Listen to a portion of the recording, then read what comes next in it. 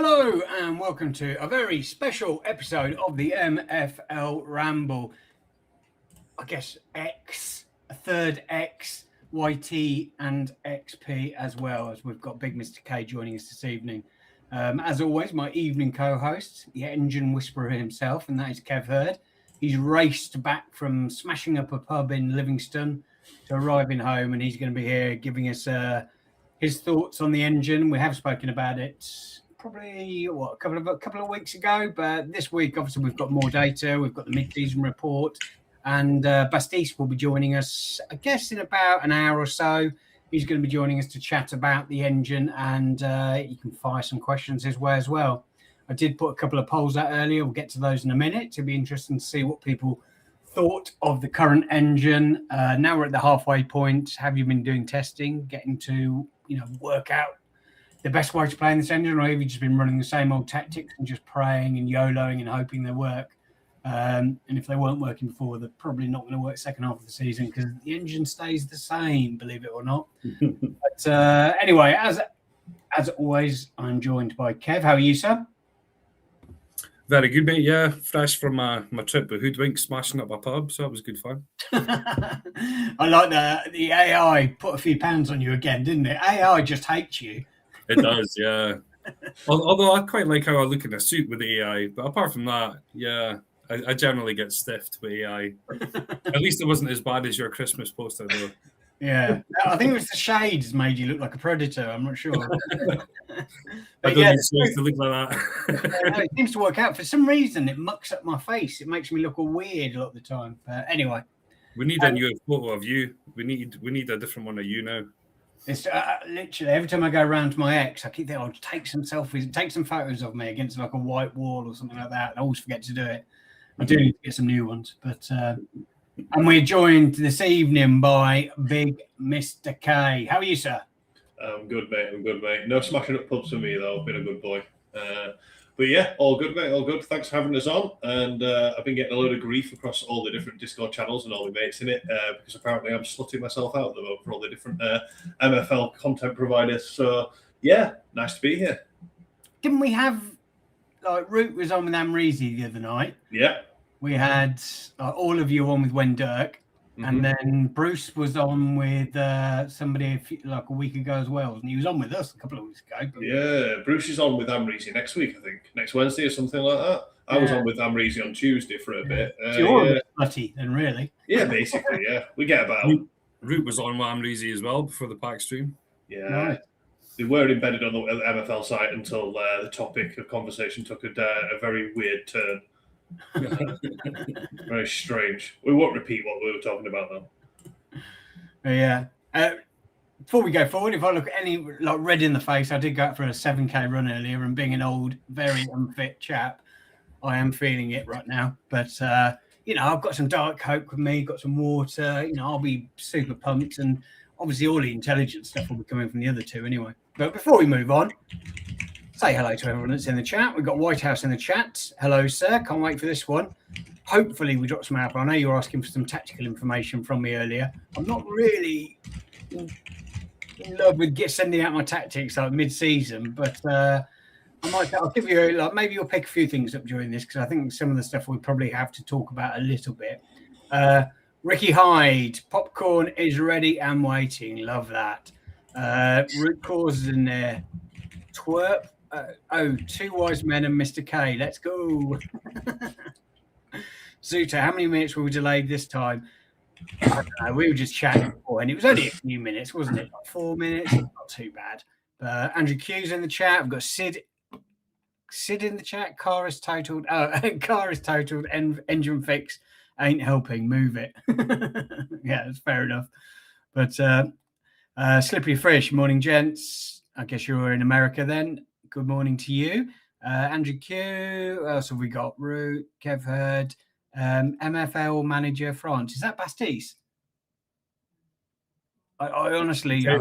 Yeah, it is. Yeah, it will be, yeah. And Baptiste hopefully will be joining us in, 45 minutes an hour, and he'll be dropping in for half an hour or so to sort of put some of your myths to bed or maybe answer some of the questions you got, and he'll be hanging around in the stream as well. And then we've got Dan in the chat, Dan LFC. who I believe is one of the people that I'll read out some information from in a bit. But before we go on, I did drop a couple of posts in the Ramble Discord earlier. First one, do you like the current engine? We got about 25 votes. It was a little bit different. So I expected a lot heavier on the no, but no was 54%, yes was 46%. Does that surprise you? Like, considering, or is it just that, people that hate it moan loudly and that drowns out everybody else and makes it sound like everybody hates it? I'm not surprised. Yeah, I'm not surprised now. Seems to have calmed down a bit last week or so. It's not been as noisy in the space about how bad the engine is. So it doesn't surprise me too much. I think some people sort of work it out as the season goes on as well. And exactly. Yeah, basically. Yeah, I think a lot of people have came to terms with it and just got used to it and figured out some tactics and just accepted the other bits for what they are, the likes of the cards and the variants and so on. Yeah, no, I tend to agree that sort of like, over time, more people will sort of, learn to live with it or like the engine. What the second post I put in here, what is your biggest issue, if you have any, with the current engine? 24% was defense, not defending, which is no surprise. Goal variety, nobody voted for that. Variance of results, 20%. Passes going astray, 5%. Goalkeepers, 10%. Something else, which I'll put down as red cards because everybody put red cards. I forgot to put red cards in there. Was by far the biggest, 33%. That's why you voted for something else for the red cards. Yeah. Does that surprise you at all with that? No, I mean, well, there wasn't much options on the poll to be obviously positive, but and they've obviously addressed the defensive AI, so I think that's kind of stopped people complaining about that so much. But the red cards are the biggest one for me. I think they said at the start of the season, I could be wrong on this, but I'm pretty sure they said, we know the defense isn't great, but we're not going to fix it now.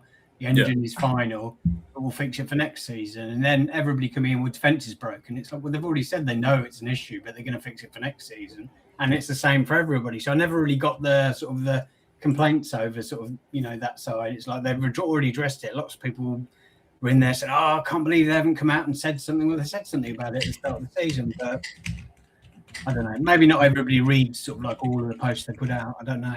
But no, I think people have seen it. I think the complaint was that they never fixed it. If they knew about it, why didn't they fix it? Or why didn't they try and patch it or something, But yeah, because what the beta engine, we didn't have the defensive issues. It was the 14.0001, I can't remember, build. That didn't have these issues. And then it got launched on, what was it, a Tuesday before the season started, something like that? 2 days before, Yeah, which I know they do release the engine in that time frame. That wasn't really the issue. Rollover happens and they confirm the match engine, but it just seemed very different what we had in the beta to what we actually got. And defensive AI was one of them because everyone started noticing that straight away.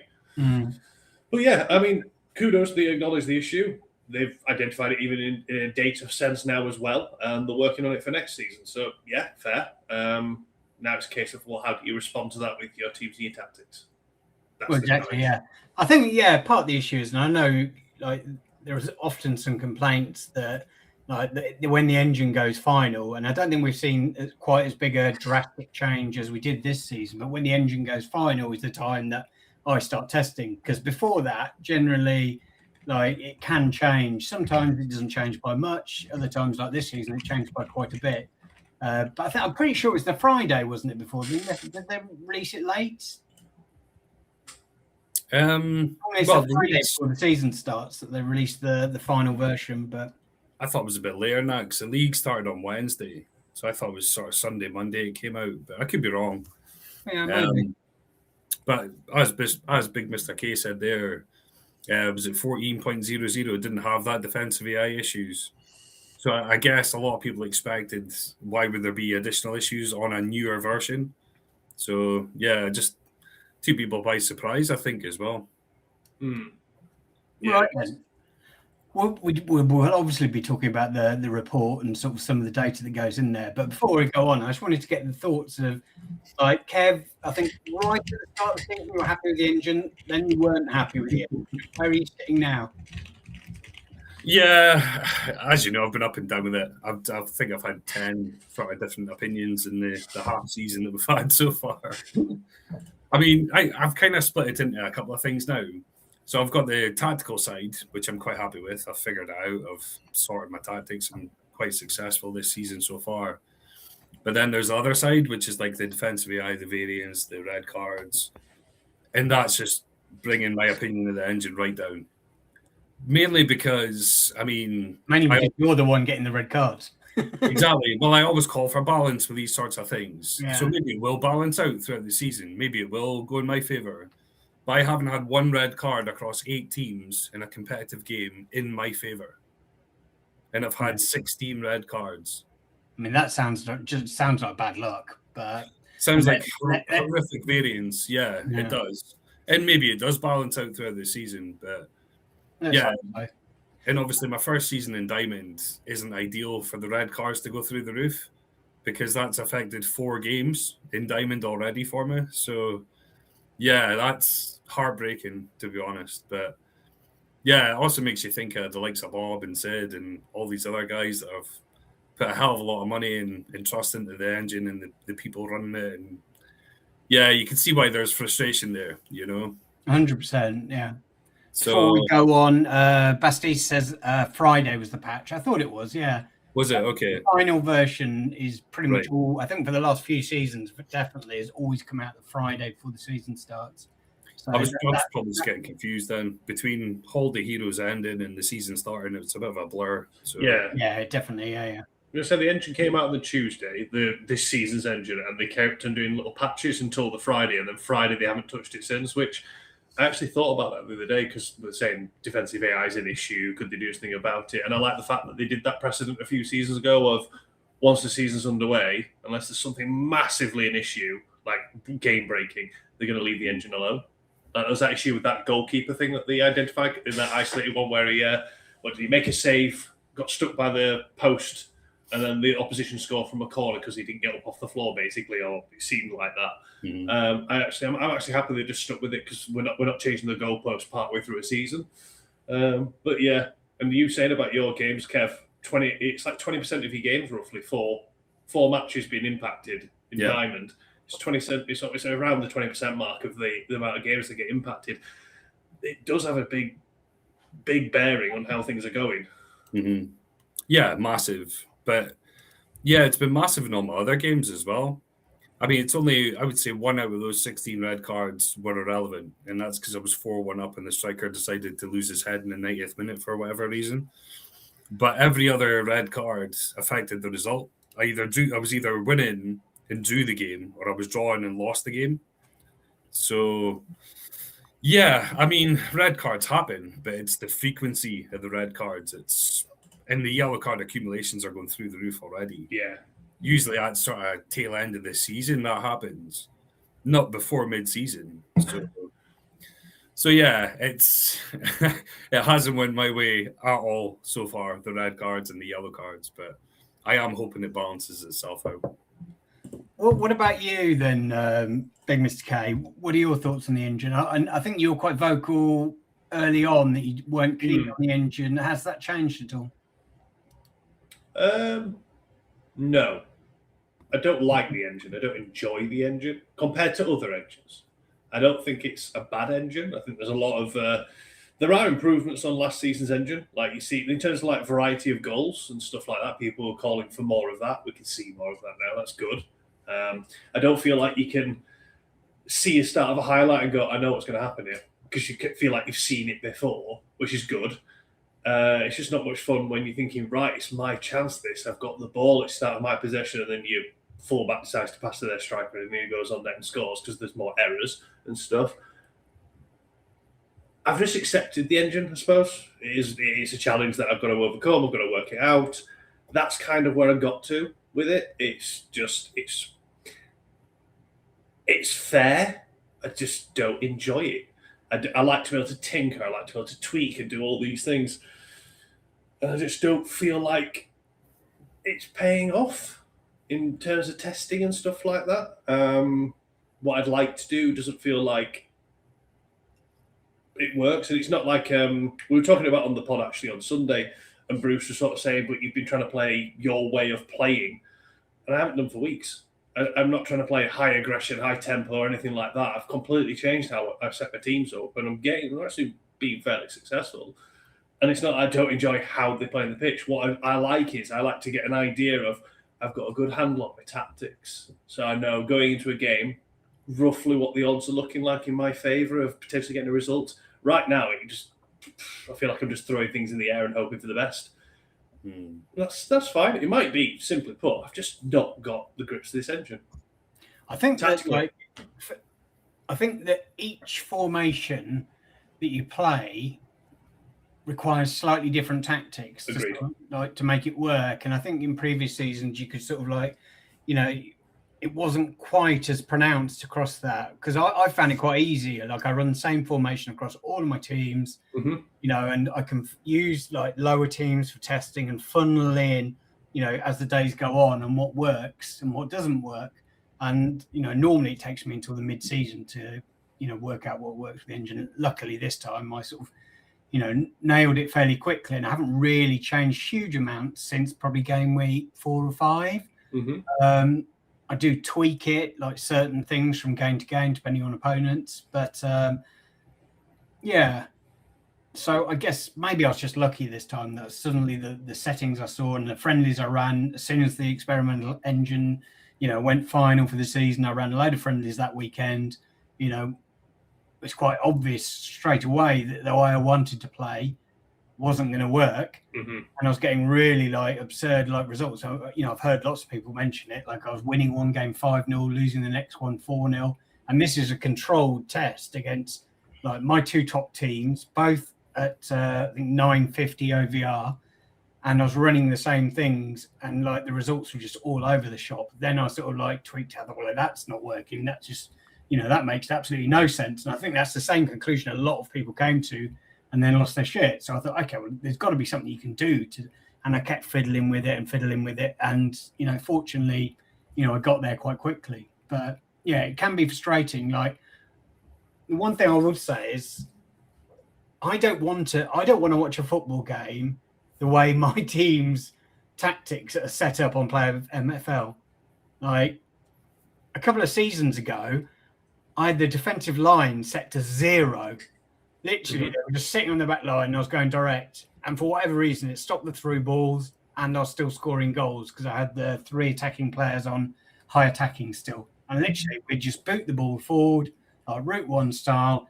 They would get the ball, they'd cross it, or it'd be through ball to my striker and he'd score. And for whatever reason, that worked. But in real life, that wouldn't work at all. But, I say this all the time. I just look at the engine like a puzzle that needs to be solved. Yeah. And I think too few people out there perhaps don't put in enough effort to solve the puzzle and just expect, right, these are the tactics I want to play. They suit the players I've got, and that's it. If it doesn't work, it doesn't work. But that's what I was kind of saying earlier about sort of two sides to it. So I've always been like you as well. I see it as a puzzle to be solved. But in previous engines, the puzzle's always been there to be solved, but you have that sort of degree of stability in the background. There's no crazy red cards, there's no insane variants. As you said earlier, Mr. K, you had an idea how a game was going to go. You know what I mean? Mm-hmm. You just don't have that this season. It's just... Yeah, it just feels like a coin toss a lot of the time. And this is for me that's having quite a successful season as well. And I feel like I have kind of figured it out tactically as well. Barring Diamond, it's been a brilliant season for all 8 teams.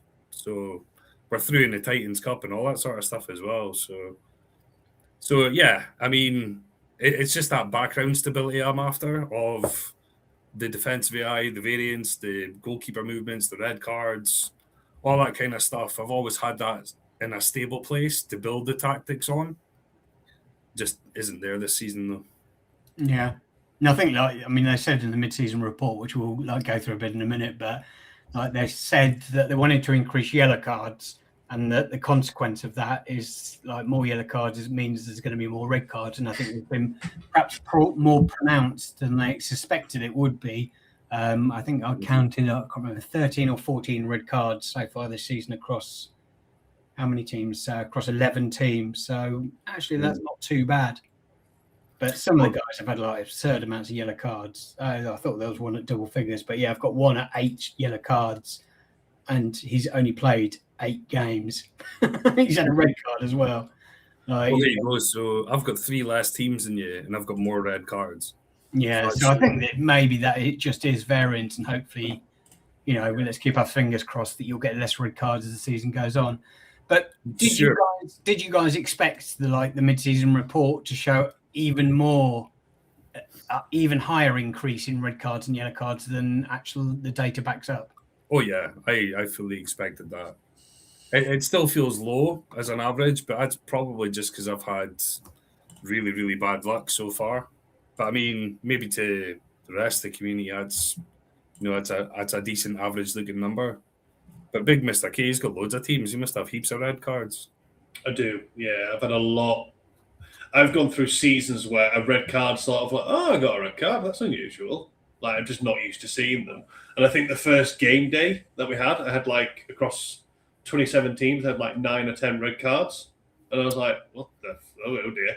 I've had games where it's ended with 9 versus 10 players, with just more and more red cards. And usually the same positions as well, more often than not. Left and right mids were one, which I know they called out in the mid-season report. There were certain positions that seemed to get more, of which, reading through the report and doing some analysis of it and then sort of thinking about it a bit more kind of makes sense in terms of how you might be setting up your teams, what you think might be working.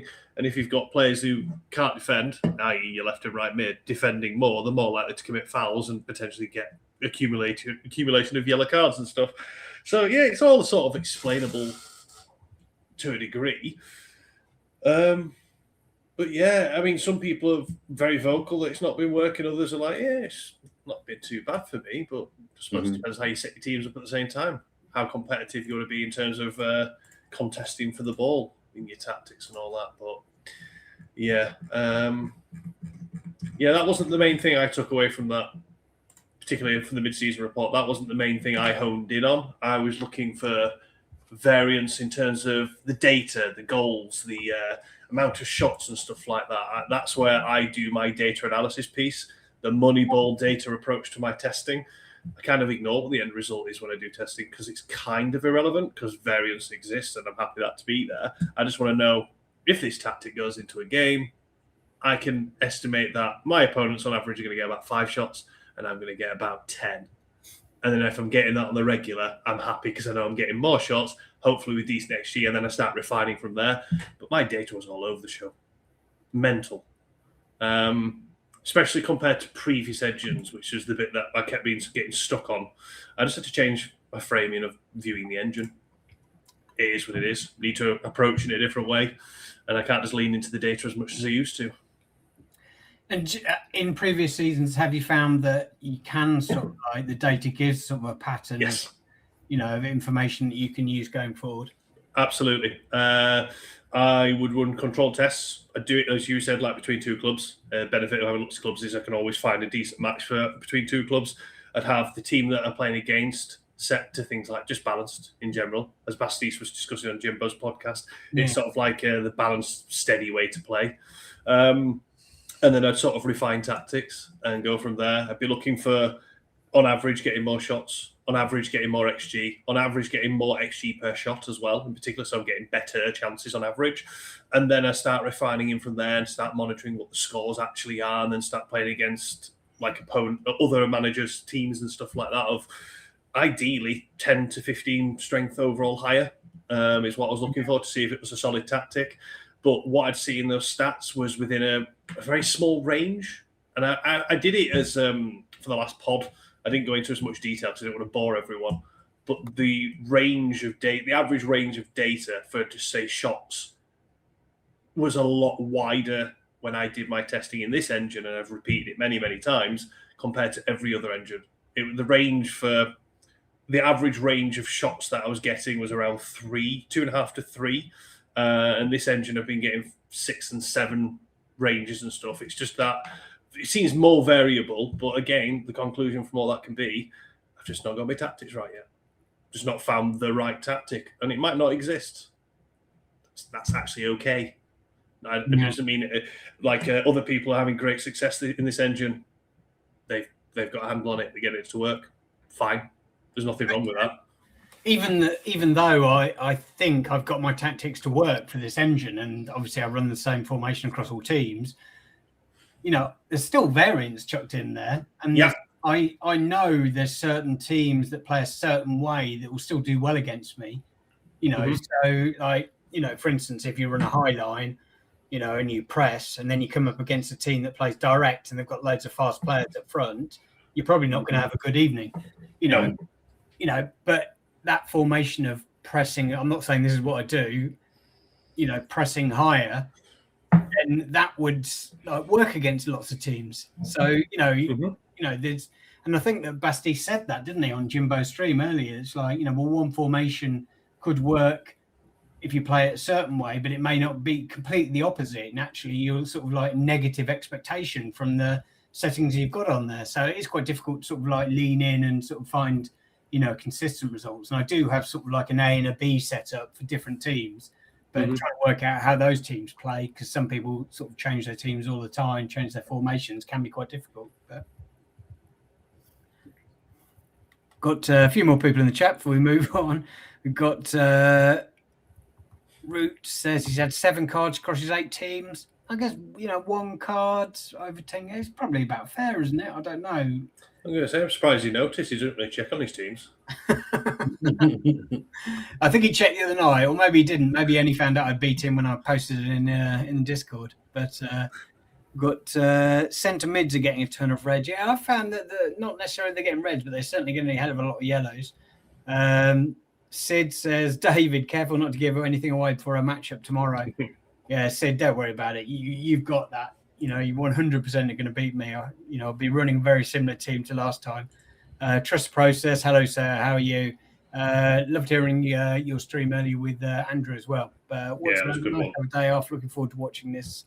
Thank you very much. But I guess, in terms of, let's go through the report, and then anything that you guys want to jump in with, just sort of shout. Where are we? Mid-season report. SLDLRD, I totally agree. He said LM, RM, LB, RB Reds. Yeah. Although historically those are players that I've had sort of on high aggression, so. Yeah, but I'll have cams on high aggression. They won't get sent off so much. So it is definitely a positional thing. They said that in the report, so we'll go through that. Yeah. Just wanted to say, I put a quick snip of my players in the chat that we're in. So I've got a left mid, right mid with 6 appearances, 7 yellow cards, and 2 reds in 6 appearances. That is insane. 9 cards and 6 appearances. He needs to calm down, mate.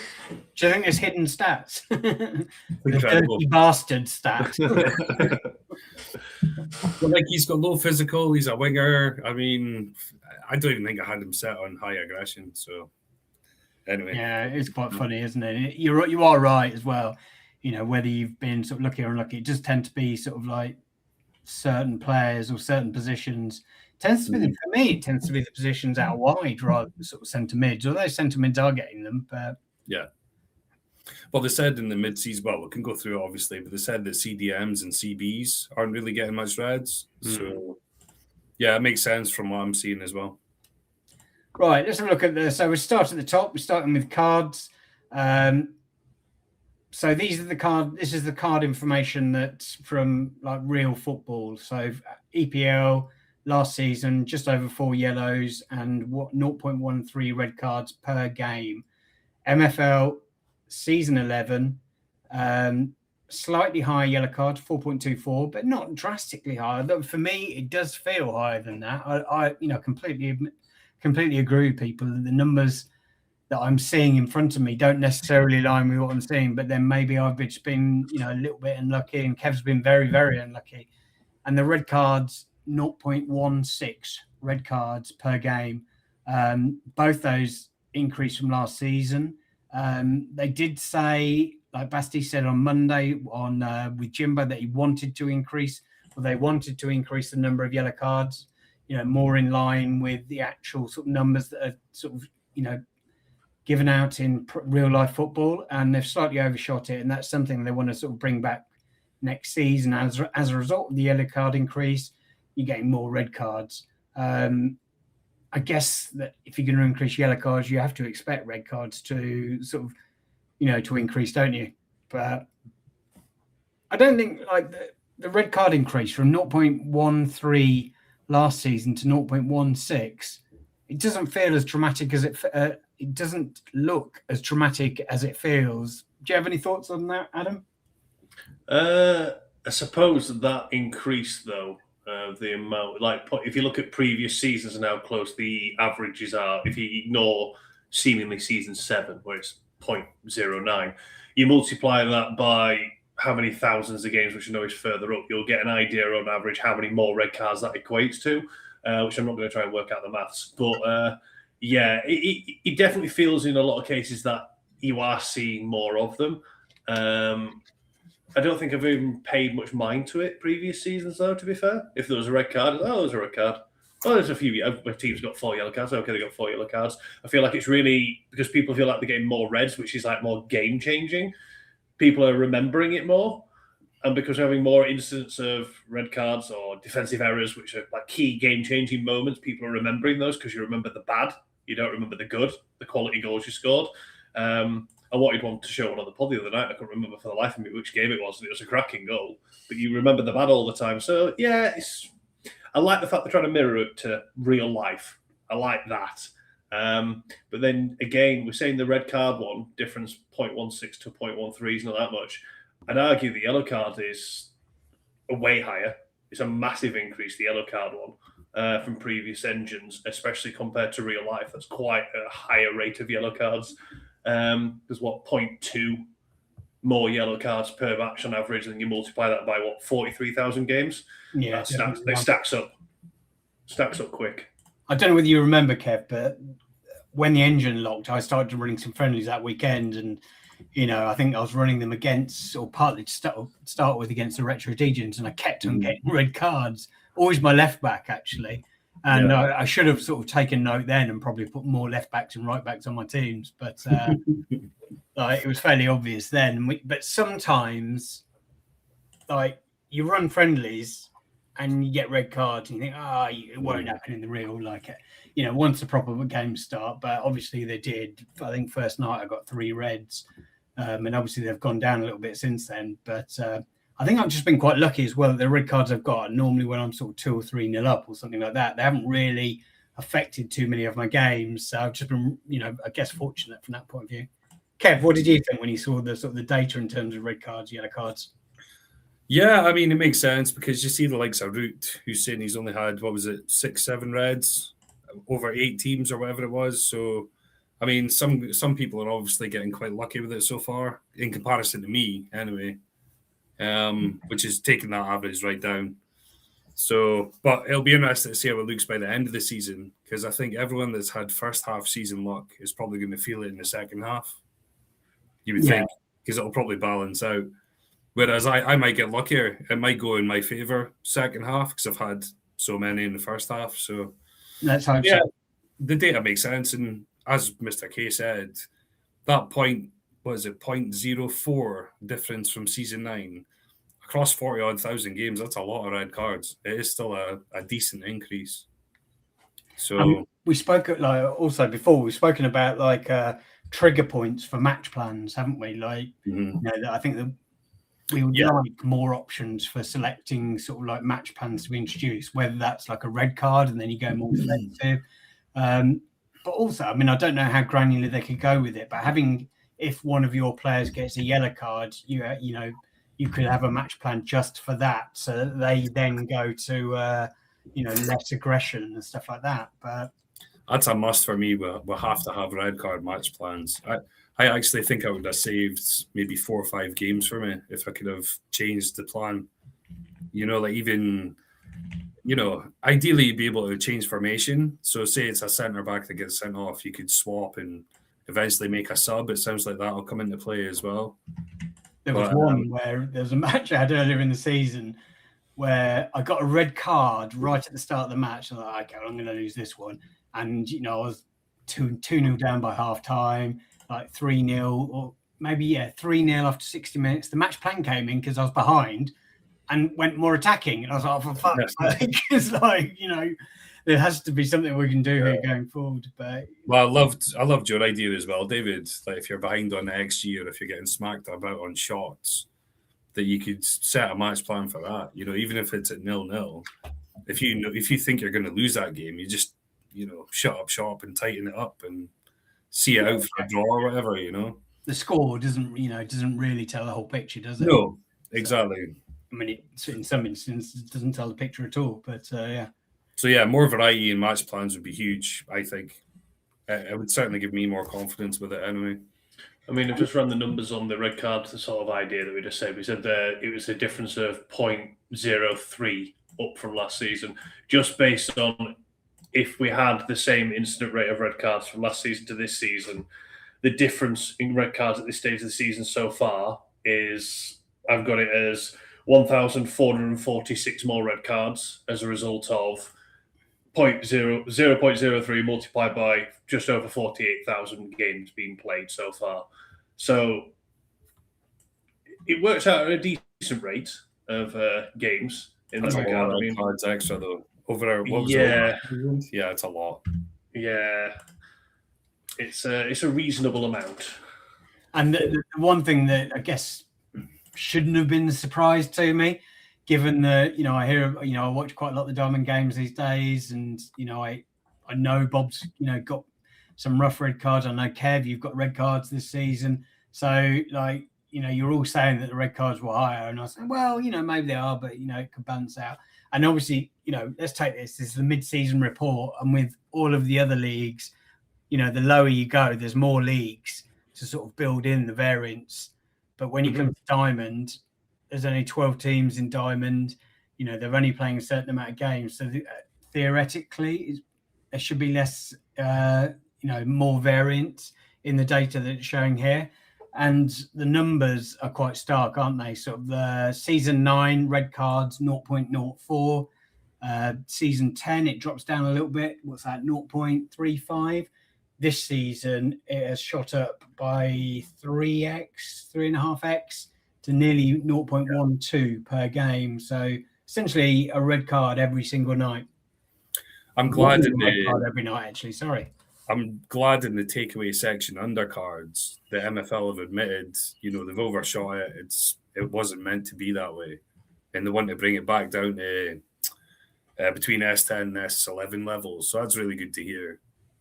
So at least it wasn't, deliberate or they didn't know about it. Even worse, at least they know about it, they're aware of it, they want to change it. So it's good.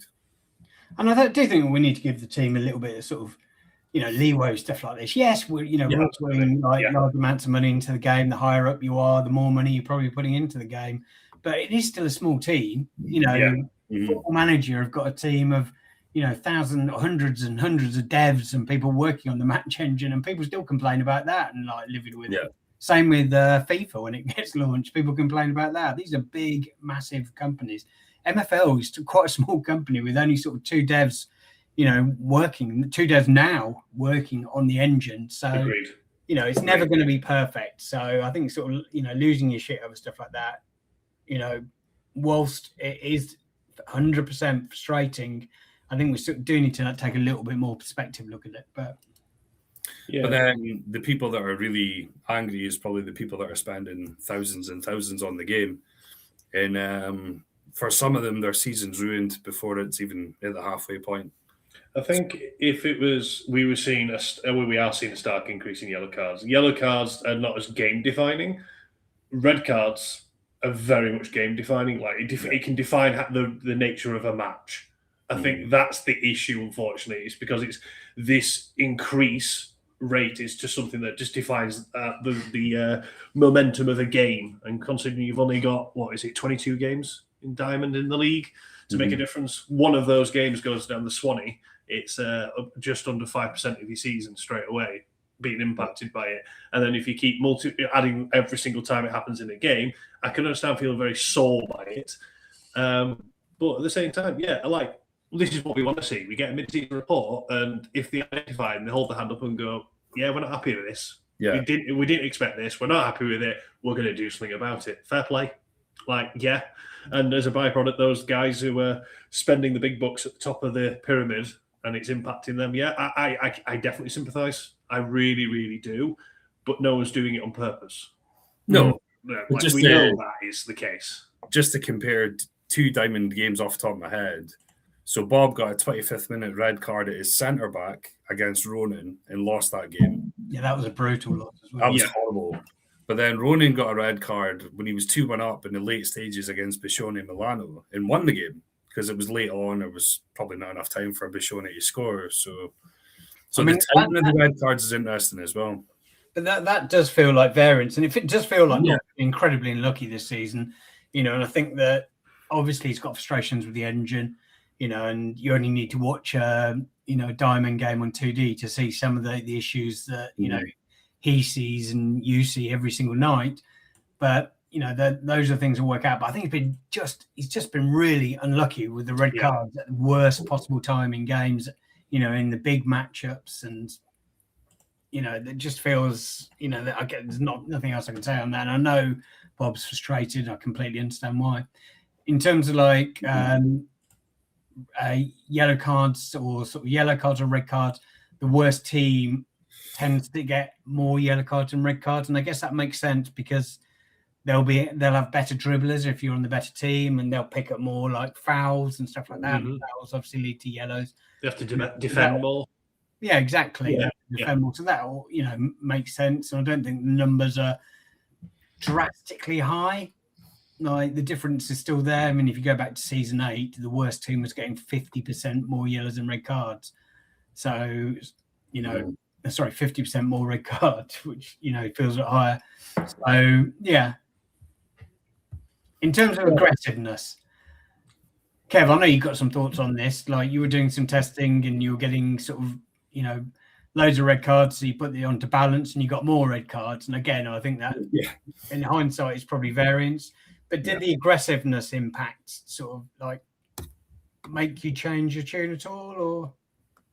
Yeah, I mean that's kind of on a par with what I would expect. So, it looks like going balanced or low is obviously the way to go. That's what you would expect. But I started the season on high. I think I only had 1 or 2 red cards. Went to balanced and got a massive spate of red cards. But as you say, I don't think that was so much the switch to balance. It was probably just bad variance and just unlucky timing. If you look at the increase, there is what I expect. Exactly, yeah. If you look at the increase from season 10 to season 11, the highest increase is on the low. If you've got low aggression, like you used to get 1.12 yellow cards per game, and that's jumped up to 1.41, which is what? 30% increase. Mm-hmm. Maths could be a little bit off, whereas the increases on balance and aggressive aren't quite as pronounced. Yeah, I mean, last season I ran aggressive. I was high pressing, high aggression, and I got great results with it. And I did that because I felt I could get away with doing that. I fully expected when I shifted to that and I was testing it, I was going to get way more yellows, I was going to risk reds. And I think I got maybe 2 red cards across all my teams last season in general, and they all ran the similar sort of tactic, and it was more accumulative yellow cards over time that meant suspensions kicked in. So I don't really have a problem that if you're playing aggressive, then you're going to get a few more. It makes sense. It's the sort of trade-off you're going for. I've tried to ponder this, and it's almost like you can overthink it. Like if you tone down your aggression, does that mean they're not going to challenges putting the press on the team when they've got the ball to their better players who can dribble and carry the ball? So then you're more likely to not make the tackle and foul them, and more people are going higher dribbling because they've seen the animation and I think dribbling's amazing. I know Hudders does. I don't know why. But if everyone's running more dribbling, there's more incidents of there being a duel in contesting for the ball. Yeah. What as a one-on-one. So there's more incidents potentially that could turn into a foul, they can turn into a yellow, etc., etc. So yeah, I think there's lots of things that feed into all this. But in terms of a data set that you would expect to see in a mid-season report, that's pretty much spot on. Yeah, I'd say so. You would expect to see 2.62 for aggressive, 1.98 balance. That all makes sense. It all looks like good averages to me. I think I've just been really, really unlucky. I remember last season, I said, end of last season, or maybe start of this season, I said they should do something to try and punish people that are playing more aggressive. Yeah. Because it feels like there should be a trade-off, and that trade-off obviously is more pronounced this season, which I think is good for the game in a way that you don't want everybody playing the same way, because if everybody played the same way, then there's no sort of you don't want to meta. You don't want to meta. No, for sure. Yeah, exactly. Yeah.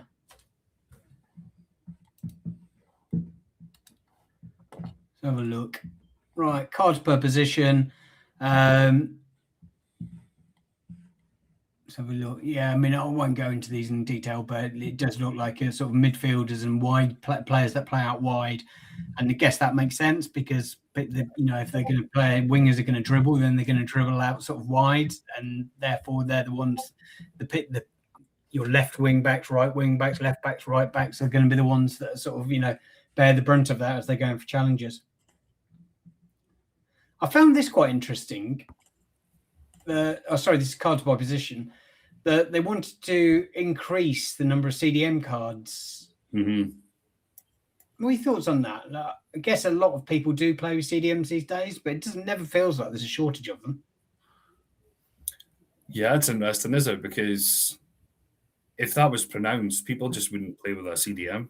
You would just have loads of cams and centre mids instead. So, yeah, I find that one interesting. But yeah, it's exactly as they've said, though. CBs and CDMs generally don't get cards, from what I've seen anyway.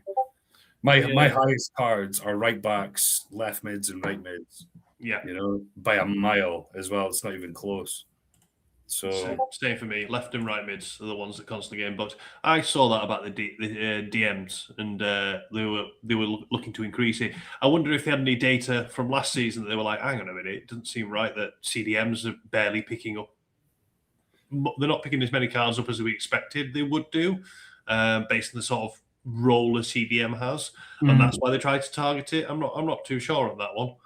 Well, that would make sense because typically a CDM would have higher physical, potentially more aggression. If it's that or not, I don't know. But whereas left mids, right mids should be, low physical, good dribblers, low aggression, low physicality. So yeah, that's a really strange one. But I think MFL are agreeing that it's a strange one as well. So unintentional, they've said. Yeah, no, 100%. Fouls per game has gone up. I mean, you would expect that with the data that's been put in there. Mm-hmm. Changes in instruction used. People have increased the amount they dribble and decreased aggression. And I guess that, if we could see a breakdown per match day, you would probably see the aggression sort of slowly slide down as the season reaches the mid-season point. Dribble has gone up season on season. And I don't think that's a surprise because even I fell into this trap first game day. Like, dribbling looks OP, therefore get my wingers to dribble more. And actually, after running some friendlies after match day one and the results of match day one, it didn't feel like that. It felt like it was just an animation that was put in there that was like fooling people. And that was, I think Basti said exactly that when it came to sort of like when he was on with Jimbo at the start of the week. That it is just the animation that's in there. It doesn't mean that dribbling is suddenly OP, but people do still have higher dribbling. Well, me and you spoke about this, a week ago, 2 weeks ago, David? We identified it quite early that the dribbling wasn't OP. It's just the animation that makes it look OP. So, yeah. But, yeah, I think a lot of people have fell into that trap from what I've seen. And then, if your centre-back tries to dribble out, loses a ball, you lose a goal, you're frustrated at that. But if you set your whole team to dribble more because you think it's OP, it's going to happen. Yeah, no, exactly. Yeah, the interesting side is that like wingers are the ones that tend to sort of draw a lot of fouls because they're dribbling more. So if you do have high dribbling on any player, I guess wingers would be the one. It didn't really work for me, and it still doesn't really work for me. But I might do some testing and see if I can draw more red cards and yellow cards from the opposition by maybe just having one player on dribble more or something like that. I don't know, whether that's going to be the way to go. And I don't think it is, but it's, something I quite like testing certain things out, but I'll have a crack at that. Any thoughts on dribbling and stuff like that, Mark? Adam? I have to say, I don't think dribbling is better this year. It looks better, and I've got no complaints about that. I don't think it's more effective. I mean, if you've got a guy who's a winger, got pace, got great dribbling, can pass but can't shoot, then yeah, get him to dribble, get him to get into the spaces where he can supply your better shooters, your strikers and stuff like that.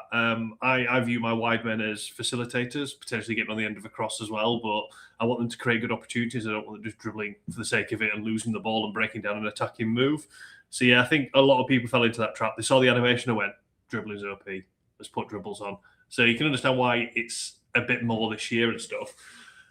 And again, going back to fouls, yellow cards and all that, it kind of also makes sense that we might see more instances of that as well because more people are putting dribble often more on. So, yeah. I actually think dribbling's really balanced, as in your high dribblers are really good, and you'll see that flip-flap animation, all that sort of stuff. But the low dribblers can't dribble, so it's actually the way it should be. Do you think you see what do people call it, flip-flap, or very too much within a game? For me, I quite like it. I like seeing sort of stuff like that within the game. I love seeing it. Well, as Basti said on the When Dirk, it's just a visualization. That's all it is. But it looks really, really cool. So I'm glad that they've added it. Let's have a few more. I think people just assumed it was OP because of that. Yeah, let's have some Cruyff turns, some rainbow flicks. Let's get some more variety in the type of dribbling animations that we see. Yeah. That can come, though, that you can bolt that on. Oh, aye. Goals and shots. This is one I know you've been sort of quite passionate about, haven't you, Adam? Let's have a look at the data first. So season 10, goals per game, 3.09. Jumped up to 3.14. Somewhat surprising because it does feel like there's less goals than more goals, but I guess that depends on the tactics you use. Number of shots decreased slightly. Therefore, you'd expect number of shots on targets to be slightly higher. And these numbers sort of obviously max overall difference per player. The numbers obviously, change and go downwards as you would expect. Yep. Any thoughts on this at all, Adam? Like in terms of like the actual data and what you've experienced from within the game? Seeing a similar sort of thing. You're not getting on average as many shots as you would do previously, but there seems to be more sort of match-defining type opportunities. So the XG on those chances are higher. Like, I don't know, your fullback goes to play the ball into the centre of midfield, they pass it straight to their guy and they're in on net, or your defender gets caught on the ball when you're playing out. That seems to happen way more this season than previous. I think a lot of people try to attack and be aggressive and push up, and it used to work really well.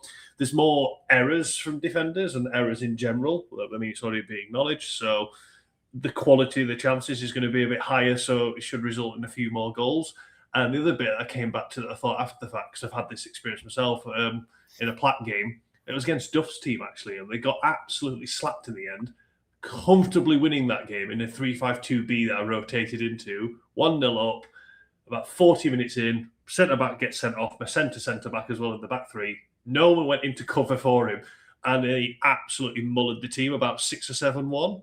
So if there's more red cards, more opportunities for the opposition, especially if they're stronger, which his team definitely was, to convert more chances. So it all seems to sort of tally up now. I mean, it sounds obvious. I know Jimbo was taking the piss earlier when we were talking about it on Discord and stuff with the Michael Owen quote, but it rings true when I'm doing data. I can go, I've got 20 odd shots. I've got 4 XG. Look how good I am.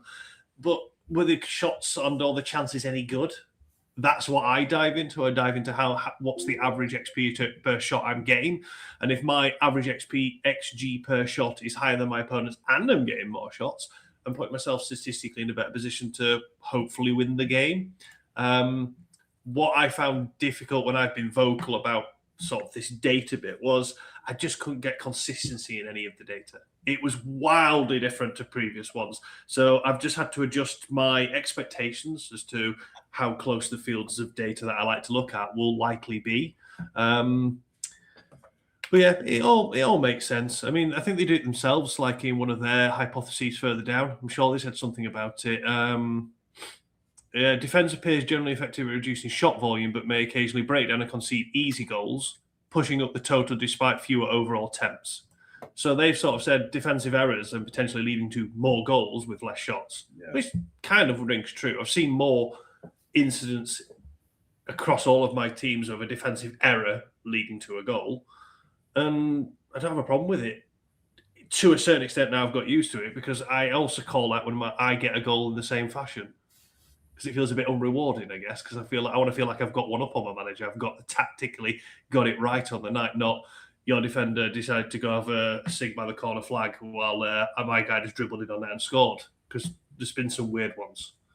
But it'll all get ironed out next season, chaps. No one will have anything to complain about next year because we're putting it all right now.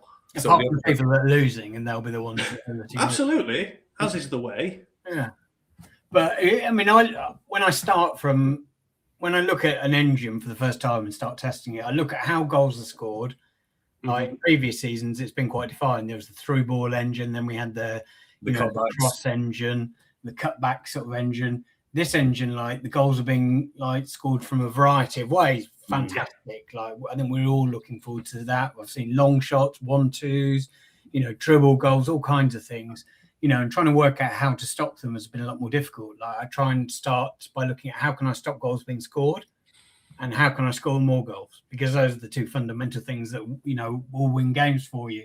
And trying to work out how to stop goals being scored seems like quite a difficult thing to do this season, especially with the defense they are. So maybe just trying to outscore people. Just say I know I'm going to get a defensive error that's going to concede a goal. I need to make sure I score more goals than that. That's definitely a lovely positive for me, the variety of goals. So long shots are nice and balanced, dribbling goals are nice and balanced, cutbacks are quite balanced. So yeah, the variety of goals are really, really cool and really nicely balanced, I think. So a positive for me is that they've definitely got that right. And they don't have any data in there for that, but I imagine that the data would back that up as well. Yeah, I mean, they've obviously focused on the data where there are the most complaints, where are the most issues. So it's a shame because they've almost had to delete the positives from the support, Yeah. But yeah, I mean, that's definitely a big, big positive for me. The variety of goals and the balance of that variety has been brilliant, I think. Right. Let's have a look. Moving down to goals per game. So again, this is pretty much sort of, obviously there's quite a big difference between Serie A, the Italian league, and the EPL. And, I think anybody that watches Serie A probably, understands those differences. I don't remember them having save data in there before. Was there anything that you sort of took from that? Trying to have a look if I dived into that one. I don't think there was much to call upon that. I mean, I know a few people have complained about. I don't know. I've seen my opponent's goalkeeper make 10 saves and mine didn't save that one shot they had on target. Yeah, that is very, very bloody frustrating. I'll acknowledge, but how good was that chance they had? Is sort of where I always go and look at. You won't consider it in the moment if you're on the receiving end of such a situation, but. Nothing. I'm not seeing the things we've seen in the previous match engine where there's a shot at your keeper. Oh, he saved it. No, he's like deflecting at a 90-degree angle, seemingly into the back of the net and weird stuff like that. I don't think I've seen. I can't recall a single goal like that this year, actually. In particular, I've seen a couple, but yeah, nothing crazy. No, like, you would see a couple in real life, So that's for me. That's fine. The save data looks really consistent. It looks kind of on a par with previous seasons. They've even said that further below. So, yeah, no issues there. That's fine. Yeah, exactly. I mean, it's meant to be a fun game, so you do want sort of like, more shots going in, but you want the odd clanger as well, just to kind of keep things fresh and different and see different things and stuff. So exactly. And I think one of the things they wanted to try and achieve this season was less of those deflection goals. And you still see the odd one, but it's pretty rare now. You do see the ones where like the ball feels like it goes through the keeper, but who's to say it wasn't shot into the top of the net and the goalkeeper just couldn't get his hand up quick enough. Yeah. Just because your goalkeeper is close to the ball, it does not mean that they're going to save the ball. That's just, you only have to watch one football match to realise that. But yeah, spot on. Upsets. I saw a lot of people complaining about this, saying that upsets, it feels like, there's a lot more randomness in this engine, no matter what you do. As I told Bruce what I do to sort of like you get more consistency, and I think he's sort of started using it a little bit as well. And I think there are things you can do, and I think there's certain formations, especially with your defensive line, that can sort of like impact how like I guess like your results will be all over the place. But were these the numbers you were expecting to see when you were looking at the data? From experience, roughly, yes. I think there is. I can definitely feel there's a slight change in often being the underdog in a higher division sort of vibe, because that's where I've tried to trying to rake in that MFL to improve my agency and stuff like that. I've gone for those sorts of divisions, and I felt like you're not quite getting there. You're not really sort of controlling games, but then at the same time, I couldn't offset that with I don't know if I've got a handle on the engine yet. So until I know, like, I've got my tactics right, I was never fully convinced if that was true or not. It just felt tougher to overcome the overall differences, gaps in teams that I have in the higher divisions, like plat, like gold, like silver and stuff.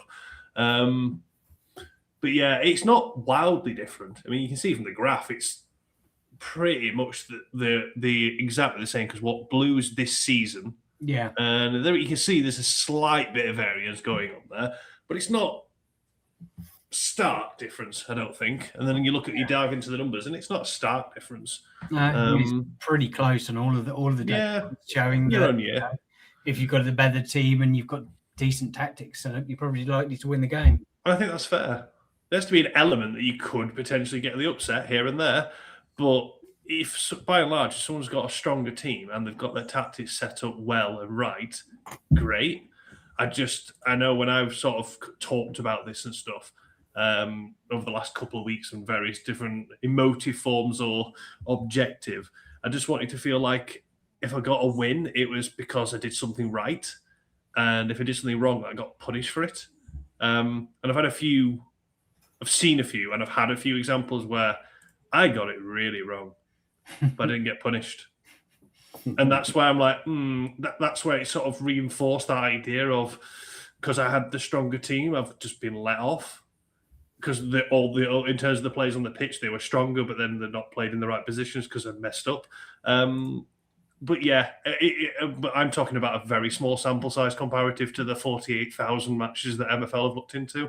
So it seems fair to me. It seems pretty consistent. Yeah. I mean, I've got a funny experience with upsets this season. So out of my 8 teams, I haven't really managed any upsets with 7 of them. With the Ramble, every game's an upset win, because we're projected bottom and we're sat top. So it's because you got my striker, that's why. Yeah, must be. But it's mad. I mean, we're winning almost every game, and we've got smashing it to there. Yeah, but it's. I think I'm getting all my positive variants with the Ramble. That's all it is. And it was quite a funny one. It sent some additional data over to us. Some of it, I think, is in the report anyway. But it was quite funny. I think scroll down, it shows the overall difference and matches won. And as you would expect, like the higher up the overall difference between the team you have and the opposition team, you're more likely to win the game. Where was there? There was one guy that, here we go, 264 difference, and someone lost the game with a 264 overall difference between your teams. I would love to see the tactics you were playing there. Maybe you had like it's probably like he had his condition, just hadn't rotated at all. Maybe that was it. I don't know. But he had match plans. That's the problem. I wonder if it was Bob and Flint or something. Yeah, jumping back to this.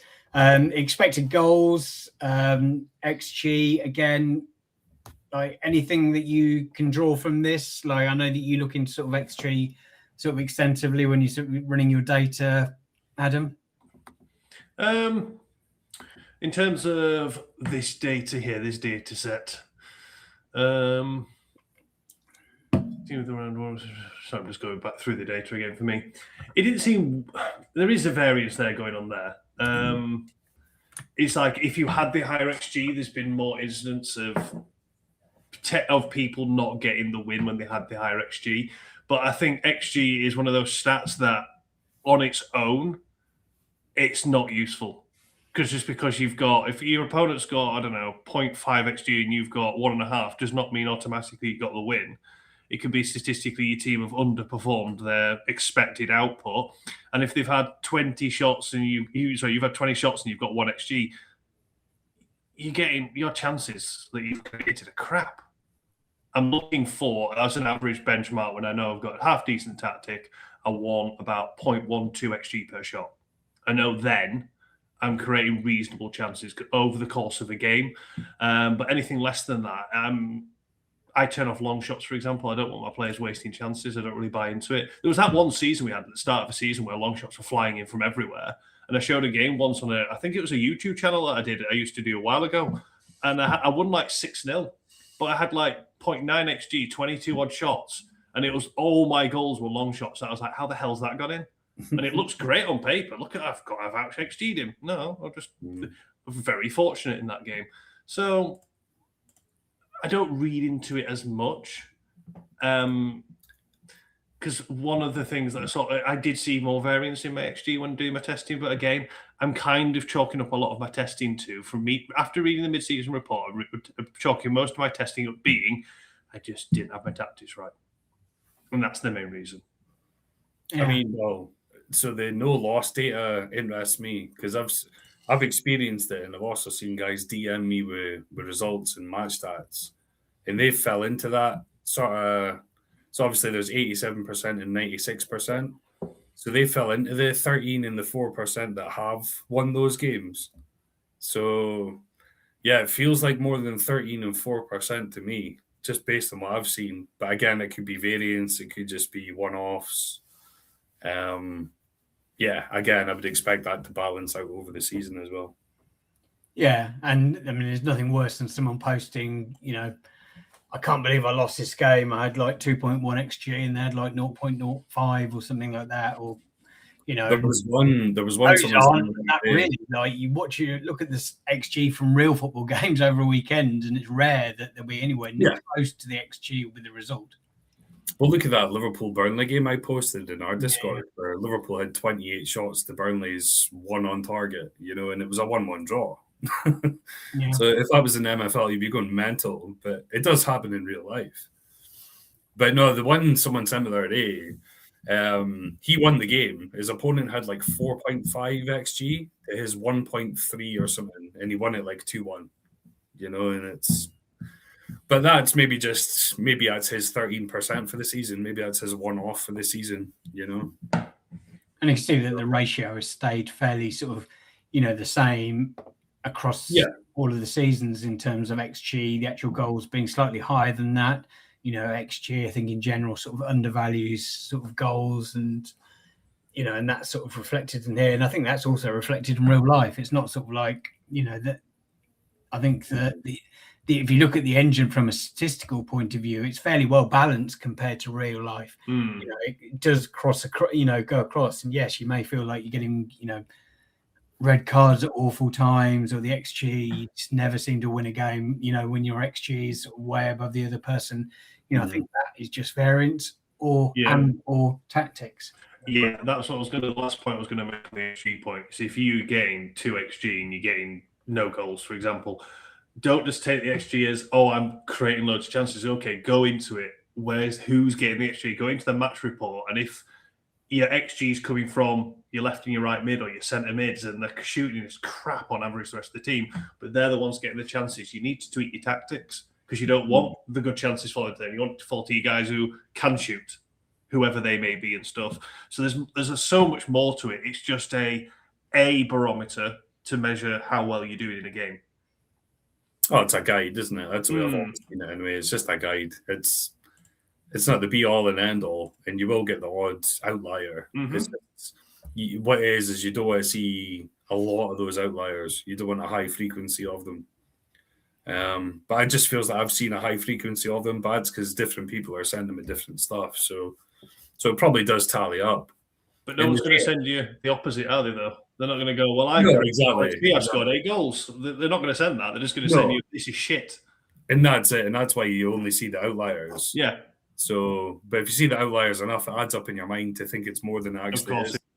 Yeah. So, yeah, I mean, the data sets and the reports seem spot on, you know. So I guess all of the XG data, all essentially sort of aligns with real life football, which, you know. Yeah. So, conclusions. The second half of the season, that's what it means. Exactly, yeah. So, what worked? Goals increased the target level, circa 3 per match for even matches. They achieved that. What didn't work well? Yellow cards too high. They slightly overshot that, and then obviously red cards increase as a result of that. Fouls increased unexpectedly. I can't remember what they said about that, but I'm assuming it must be because people are dribbling more, therefore more fouls are being drawn, which probably has an impact in terms of yellow cards overshooting their target as well, and the red cards increasing as a result of that. And a lot of people on high aggression as well, I would think, as well. Exactly, yeah. You know, it became sort of fairly standard across last season. More and more people sort of understood that going high aggression was the way to go. And this season, go high aggression, there is punishment for that. Yeah. CDM card increase was insufficient. So next season, be prepared. If you run with the CDM, expect them to get more reds and yellows. That seems like an objective for next season. But I guess in terms of sort of the data, like if we take all that to one side, like I think it dispels a lot of the myths. People were expecting red cards and yellow cards to doubled. They haven't. You know, they have gone up. And yes, it's bloody frustrating when you get them in, especially in crucial games, you know, and I'll be fuming like cup games, especially if I start picking up yellow cards or red cards in those games, I'll be absolutely fuming. But, you know, it does happen. It is variance. And yeah, frustrating as it is. Let's get back to the engine itself. And like, if you had seen this report at the start of the season, like tactically, what sort of like setup would you potentially have gone with? See, that's a hard one for me to answer because I feel like tactically I'm doing quite well. I'm just not getting the luck to go with it with those sort of base factors I was talking about, like your red cards, your variance, your defensive AI. So I'm not sure as much I could have changed to make it a better first half of the season, is what I'm trying to say. Yeah. But yeah, I do think the variance will balance itself out anyway. What I do regret is that it's taken me so long to figure out the engine. Like we've spoken about this, I feel like I've only just figured it out maybe a week ago, and even then, there's bits I'm probably still missing as well. But you said yourself, David, it normally takes you till mid-season as well. Oh, definitely, yeah. Like normally I'm bottom of the league, you know, with my higher teams, bottom of the league mid-season, and then sort of increase as the season goes on. Yeah. Don't get me wrong. I'm still bottom of the league with Magic. But, you know, I have been prioritising the cup and I've got a very underpowered gold team. Reinforcements have come in. Another one's coming in tomorrow after the game. So, you know, and I've been concentrating on the cup. Cup went well. League form, running the backups in the league did not go well, as you would expect when you're playing against some really good teams of like, you know, full low 90 players. You know, you're going to have your ass handed to you, and that's happened. So, you know, I will be concentrating more on the league second half of the season and do need to sort of pick up some points because I really want to stay in that division. In terms of sort of, if I'd seen this mid-season report before the season started, I probably wouldn't have mucked up match day one. I probably wouldn't have gone, tried to stick more dribbling or higher dribbling on all of my wingers and forwards and stuff like that. True. I'd see what I did right at the start. I must be honest, but I think it literally was after the first day that we spoke, and I said, I think I'm going to remove it. And you said, yeah, I've just removed it from all of mine as well. I think it's just a visual thing rather than actually being OP. But I don't think it actually affected me because I think I won sort of most of the opening games. I won the opening diamond game against Biscione Milano, one of the best teams in the game. So I wouldn't say that really affected me. It was just. Yeah, I'm glad we came to that realization really quickly, but I'm more kind of annoyed at myself that it took me so long to figure out the engine. So it was more kind of, I think it was bogging myself down with the sort of red cards and all the other stuff that we spoke about. Whereas I should have just focused on trying to crack the engine as I normally do. I think that's why a lot of people tend to look to me as well, because I tend to crack it quite early. I think Ryan Walter thought I cracked it early. I think I did as well, and then a couple of days later, I was like, "No, I haven't." But yeah, no, I am enjoying it though. It's been a good season. It's been a successful first half of the season. To have 7 out of 8 teams through in the cup, I think that's a high record for me. It's been. I mean, I can't complain about the season so far. A lot of the stuff is what I would really expect. But it's Baptiste. Hello, sir. We have Baptiste now. Hello, I have an issue. The sound is not in my in my headphones, but I hear you well. Good, yeah, we can hear you perfectly. Yeah. Okay. I'll just run away for a drink, chaps. Can you hear us now? Yes, perfect for me. I'm not. Okay, I'm not sure you get the sound from this microphone, but so here I am. Yeah. So we've been going through, as you've seen, sort of the mid-season report, and I think that the stats probably did back up that there was more red, more yellows, and a lot of the things that we suspected, but not quite as extreme as people have perhaps been making out. I guess my first question to you, Bastian, would be, like, you launch the engine, like the engine goes final the Friday before the season starts, and the season starts and people start moaning about the engine. Is there anything you can actually do about it then? I know you just like. It's tough. It's a tough question, and for us, it's like we released first the experimental like a month before the starting of the season. So it was nice, and it was like the first time we kept the engine for 2 seasons, and so we were able to put even more time for the experimental engine. But we didn't add much feedback during the season. So we had some, and we fixed something with this feedback. So it was really nice. But still, it's not full feedback. It's not like starting a season and everyone is making his team. And you couldn't. I know I played the game, so I know that even if I try the experimental engine, it's not like when I set up my team and I really try the engine to try to make my team works. So obviously this testing is quite different.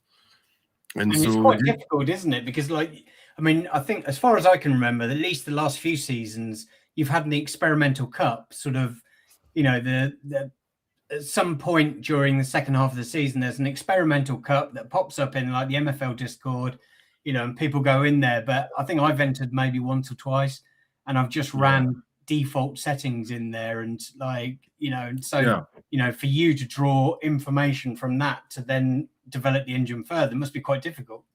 Yeah, sure. It's always some good information. So even small feedback are always welcome and always help. But it's not the same thing, and that's why it's like 1 week before the first official game. So like after all over day, let's 2 days maybe, such that people can make their teams and then start doing friendlies properly.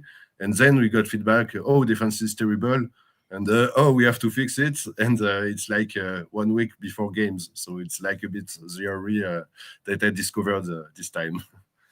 So yeah, obviously that's not And I optimal. think you did put a patch in, didn't you, quite close to that Friday? I think Friday when it launched, Friday when the main official version launched, and I think it was you, Adam, was speaking about it earlier, that it felt very different to like the engine before that. And like it was too extra. I didn't really test too much before the final engine came in, so I didn't really see it. But I know a lot of people, Adam included, likes doing that. Yeah, I remember Bruce that was really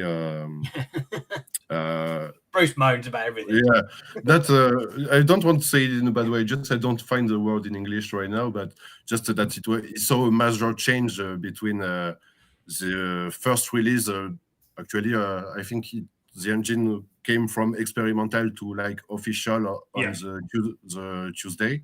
So when you can register for the season and everything. And then we did dispatch on Friday because we had some feedback, and obviously there was some. We did it because there was some bad behavior. Like I remember one example of a right back randomly that randomly went to cover for the left back, and we don't want to see things like this. So we tried to patch that.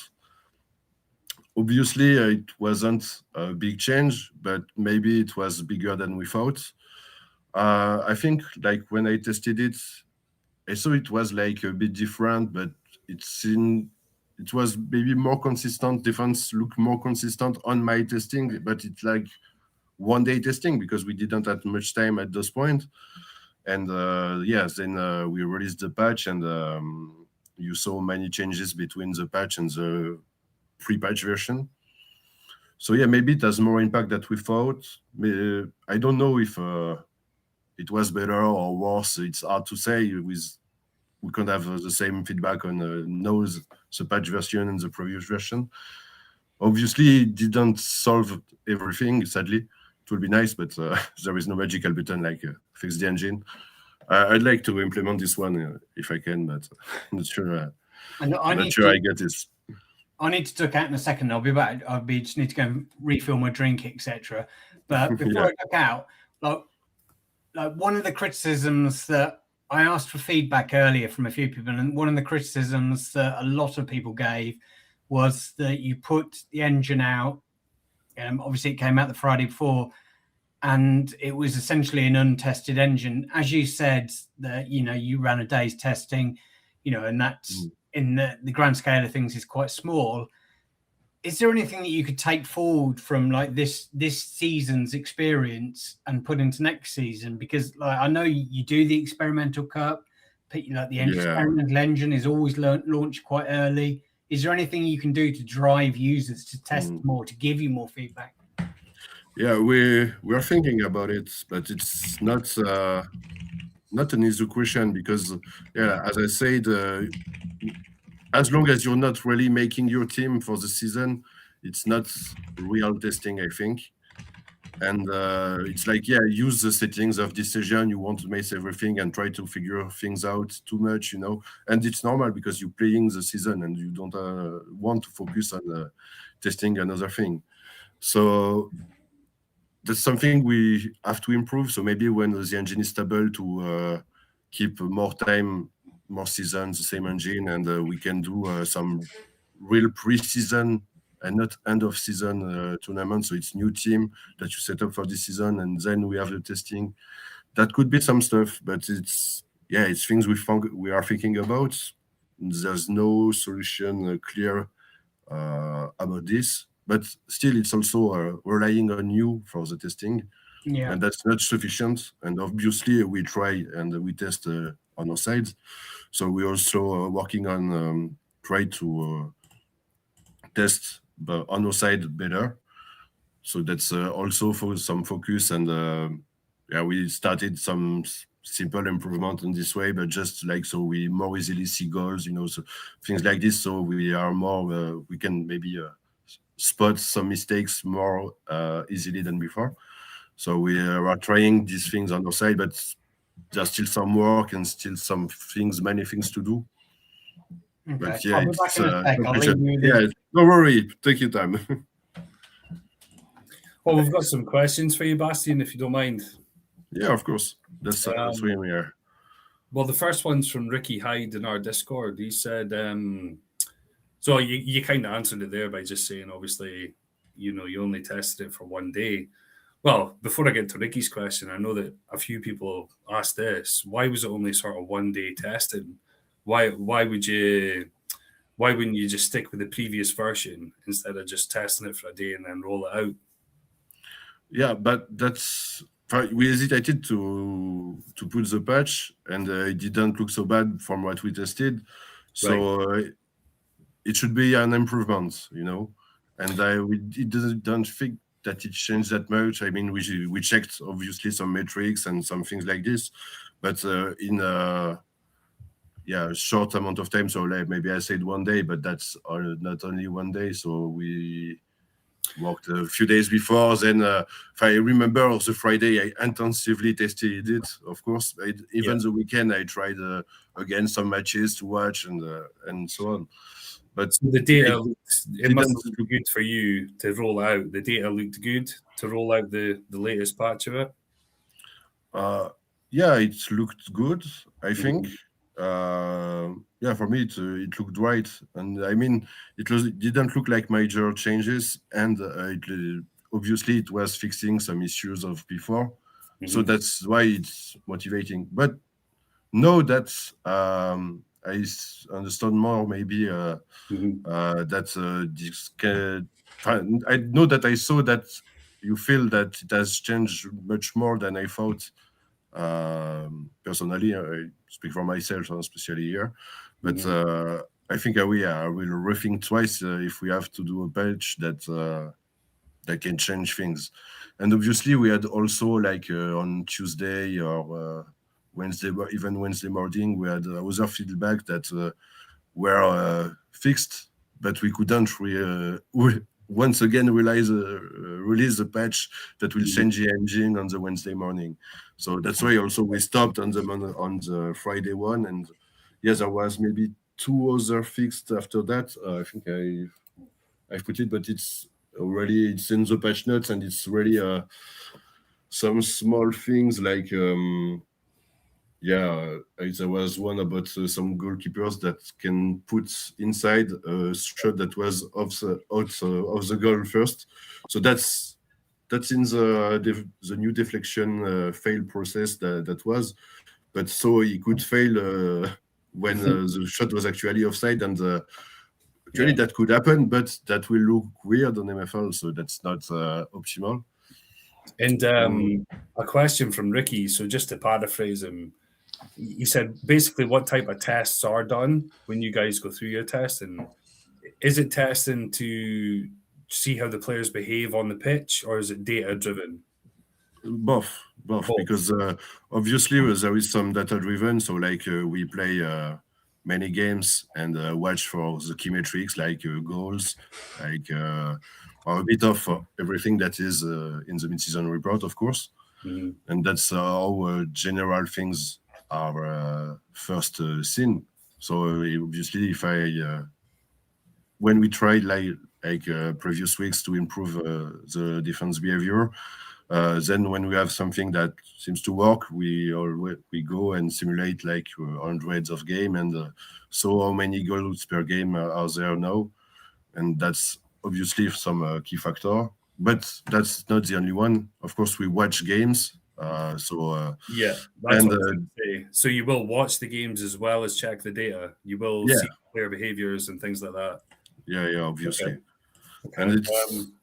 And I think that's some of the improvement like that we made on testing recently, to be able to maybe more easily hit goals in our simulations, because in our simulations there is no highlight mode, for instance.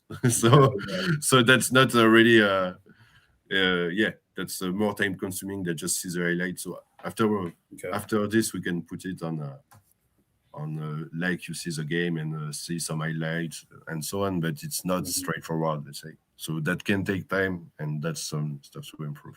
No, of course. And then Andrew Q had a question as well.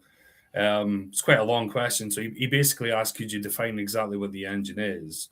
It says, is it a series of calculations that happens and is predetermined before kickoff, or is it based on every single decision and movement of a player? No, it's exactly based on every decision all along.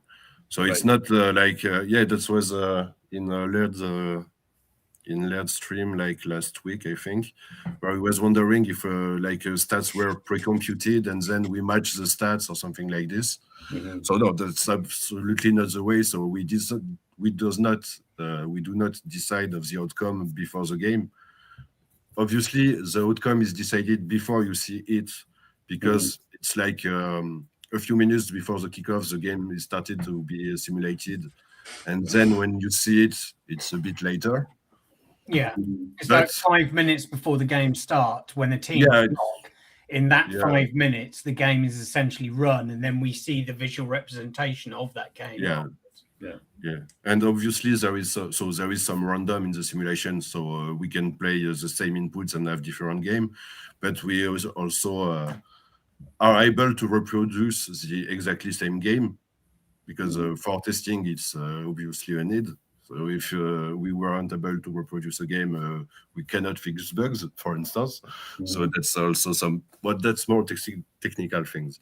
But yes, the thing about how it works is exactly decisions, and at each frame of the game. So there are many frames, and each player has a whole decision process, and just and he behaves like this alone. So yeah, we can, for instance, reduce goal by telling less goals, but maybe it will be like shoots are less precise and things like this. And then, well, a question from me. So, in terms of people that have had good and bad experiences with, say, red cards, would you expect that to even out over the course of the season, or would the averages in the mid-season report just be generalized averages? So, in other words, it might not even out in terms of variance for one player over a season, but over the average, it will over many, many players. How would you see that? Yeah, I think if we take the whole average, there is many games already, so it's like it will not change much. Like it was really kind of precise with the last season report, because we had the full data of the season 9 and half the data of season 10, and we saw that it was really, really close.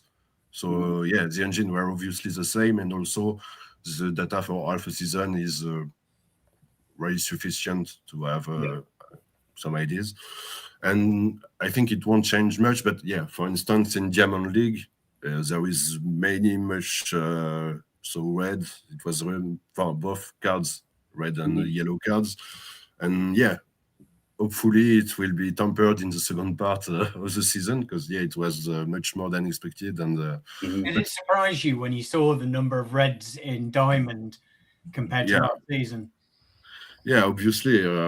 So there was supposed to be this increase of yellow card. That's a will, that because it was a bit low. So it's like, for you saw the figures, and actually Quentin wrote the report, and he explains the key parts really nicely, I think.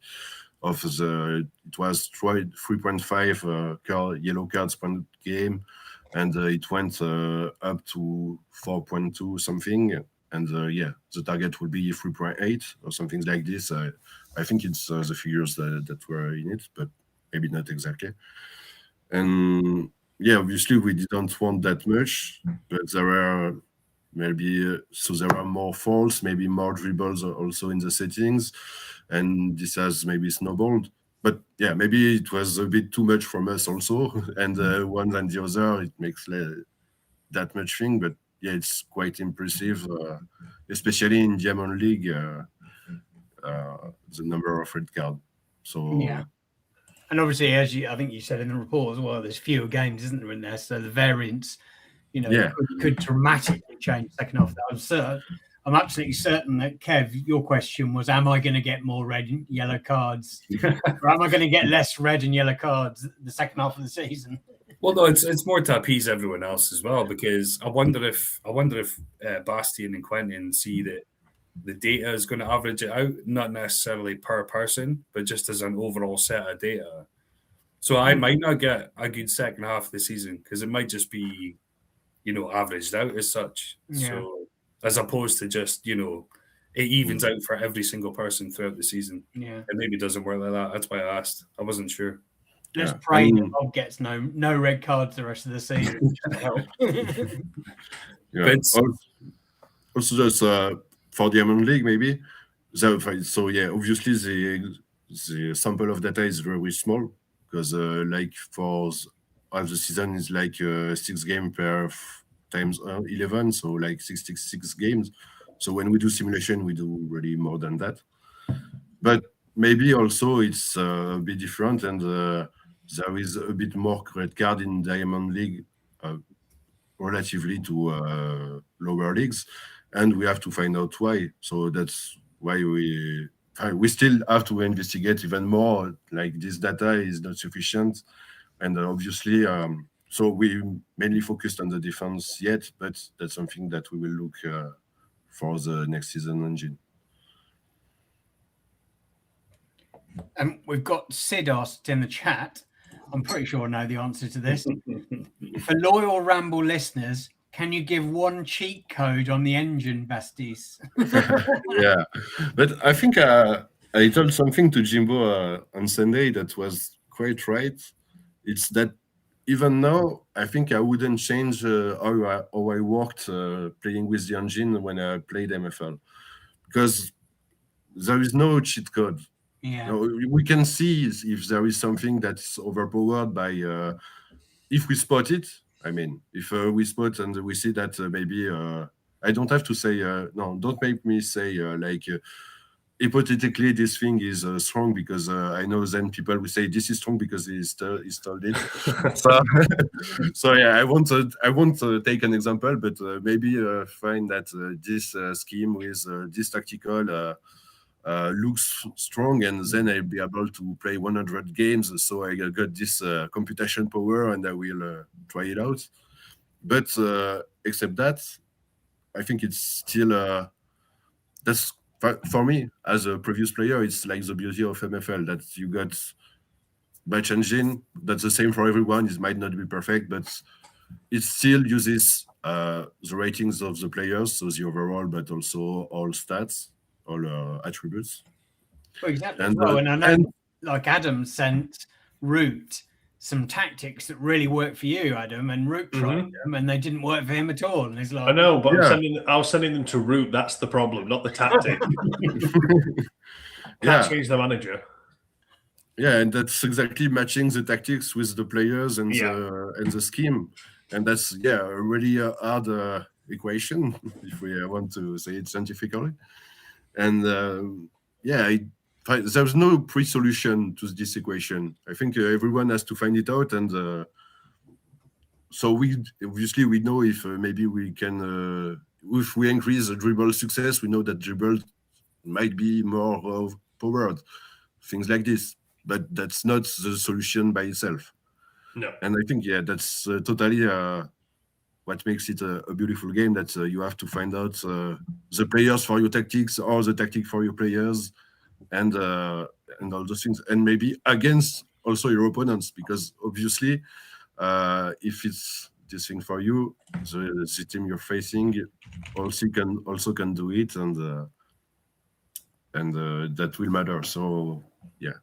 Do you think introducing the dribble, sort of like the visualization of dribbles, which I think look fantastic, do you think that is the fundamental reason why we're seeing a load more reds, fouls drawn, more yellows, and therefore more reds? Because everybody looked at that at the start of the season, so dribbling looks amazing. Therefore, more people have got higher dribbling on their players, which in turn draws more yellow cards, or is it a lot more complicated than that? Yeah, that's a bit of a shortcut to say just this dribbles visualization led to more cards. That will be a bit of a shortcut. I for one fell into the trap right at the start of the season of putting more dribbling on, and by the look of the data from the mid-season report, people still have more dribbling on because the rates are slightly higher than they were in previous seasons. and therefore you would expect more fouls to be drawn based off that. Yeah, maybe it has a slight incidence, but still in the full picture, I don't know if it's that much. If it's hard to say, whether it's that much influence of more dribble leads to more faults, leads to more card. But yeah, maybe it's a bit more, like a bit factor, a little factor in it. But yeah, these dribbles, it's nice to see your opinion, and I think it's not that it's more overpowered or less overpowered than before, but it's not that you realize more what dribble do, because in MFL it's not like in Opta, so you all know Opta and there are dribble counts maybe, whereas that is like a player that does 3 dribbles in a game is like quite much. And that's not how it works in MFL. Like basically, a dribble is when you go past an opponent. It's not a dribble. Yeah, it's a bit different than in real life, let's say. So then there are not realistic figures compared to data providers like Opta. Maybe it should be some different things, but yeah, the view on it has changed, and so obviously you want to try it out more, and that's all of those things, I think.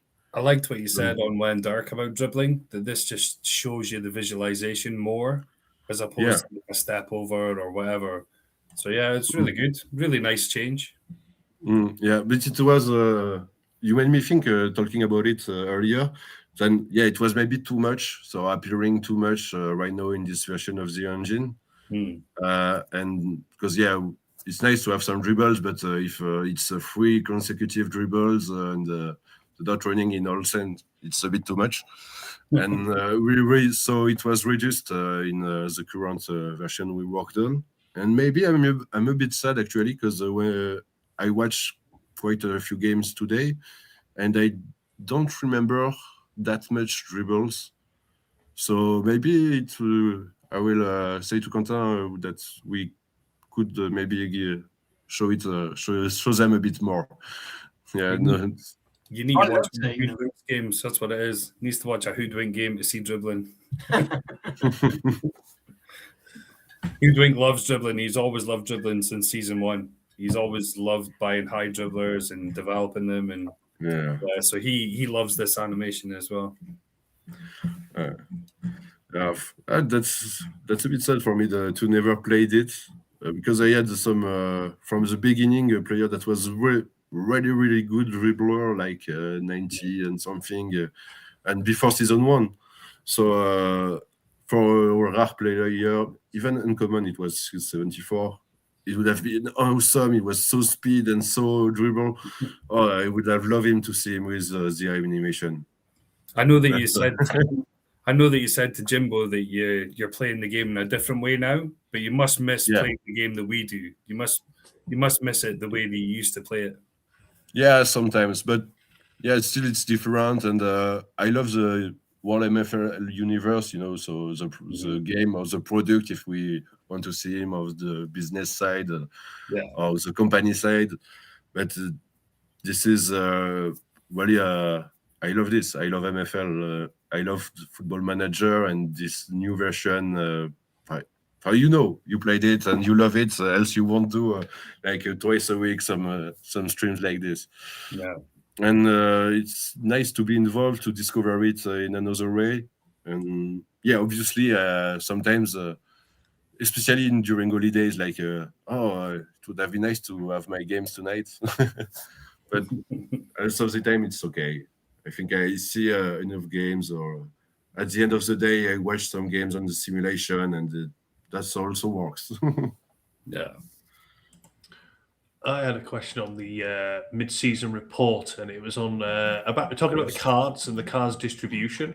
And in one of the takeaways, it said that you wanted to increase CDM cards specifically, and the increase exists but is insufficient. Why are you targeting my DMs in my 4-2-3-1? Yeah, because it's totally because of real life. Because so I don't think we have some real life stats of cards per position, maybe somewhere, but not on the graphs. But obviously, the players that we expect to have the more cards are like CBs and CDMs. Yeah. And when we look at the data of the cards currently, yeah, it's CBs and CDMs don't have much cards, especially this season, and compared to like as you said, left and right midfielders. Yeah. So yeah, that's the concern. That's why we wanted more CDM cards. Also CB, I think maybe CB is a bit low compared in what we see here compared to left midfielders, for instance.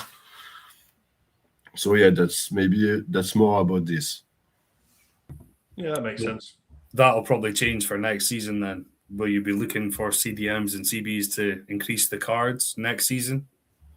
Yeah, we try to look at it. So obviously, but on the other way, we want to reduce the number of cards. So maybe if it stays the same, and I still think like a CDM should receive more card than a right midfielders. Mm-hmm. Balance it out. Makes more sense.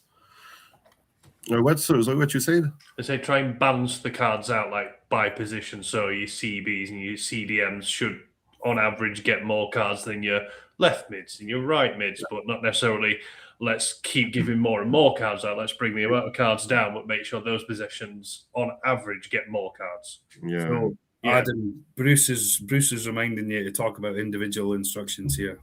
Individual instructions. Oh, well, in my testing, which, as I said before, it could be I was crap at tactics, I was finding much better returns statistically on running my teams with no individual instructions compared to running my teams with individual instructions.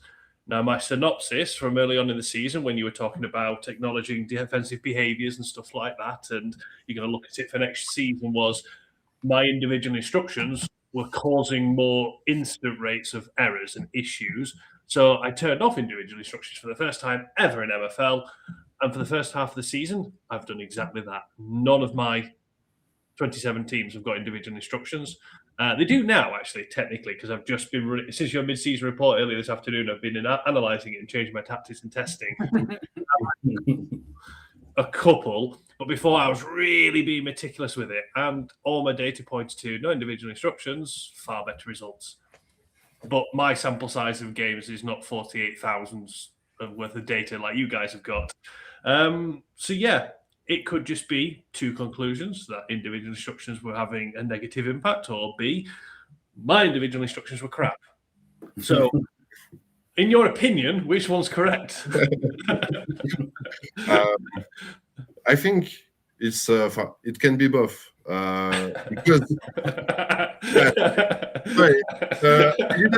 I didn't check your personal instructions to see if you messed it up, but no, more. I think even for global tactics, if you have some things that work and something that work less, let's say, obviously, and so it could be also for our individual, and it will be much more possibilities. So, and then the impact of specifically individual instruction. Yeah, I mean, engines on the engine side, it's kind of the same. You see, it's the same instruction, and it has already been said in Discord, not by me, by Yax. I remember it from when I played. That's like it's the same thing. So if we put it on more crosses, the more crosses of collective instruction or the more crosses of individual is the same more crosses. Mm-hmm. So it's not a particular impact of individual is meant to be bad or whatever like this.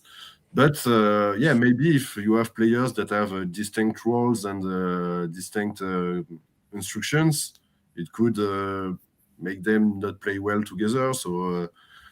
So things like that, but it's hard to analyze. I don't have a precise answer of what's working, what's not working as individual instructions. It's really some testing that I might have done more when I was player than now, because we can't. So we try obviously to try different things and watch games with different setups and data with different setups, but we can't at all try everything. Mhm. Yeah. So I'm just glad we confirmed and crap at tactics on a live stream. It's really helpful, thank you. But yeah, I had one more that I wanted to add in there. It was sort of you talked about how you go about like testing an engine and stuff.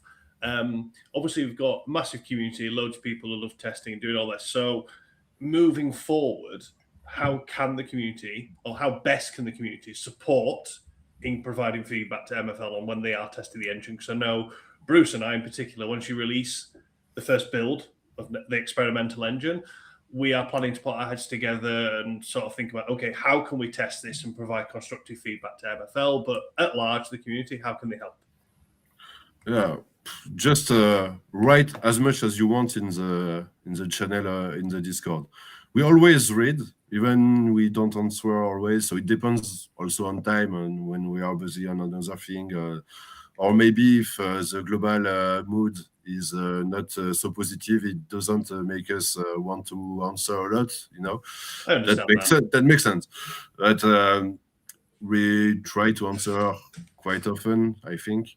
And we read everything. So maybe we miss a message at some point, but we always read, or almost always like this. And sometimes we don't know what to answer properly. We have to, all of this. So just for me, try to work it out and tell us what you think is like a good starting point.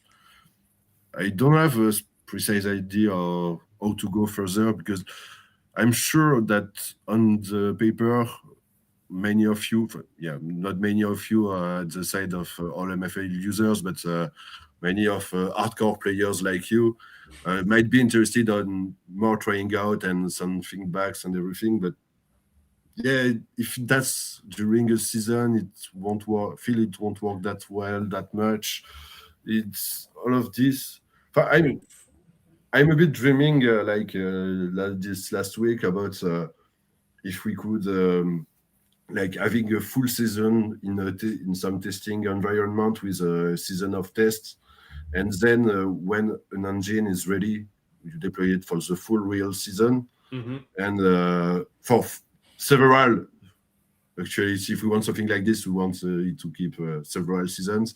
And then in parallel, we got some seasons with experimental engine, and then we turn it official once that everything is great. So maybe never, I don't know.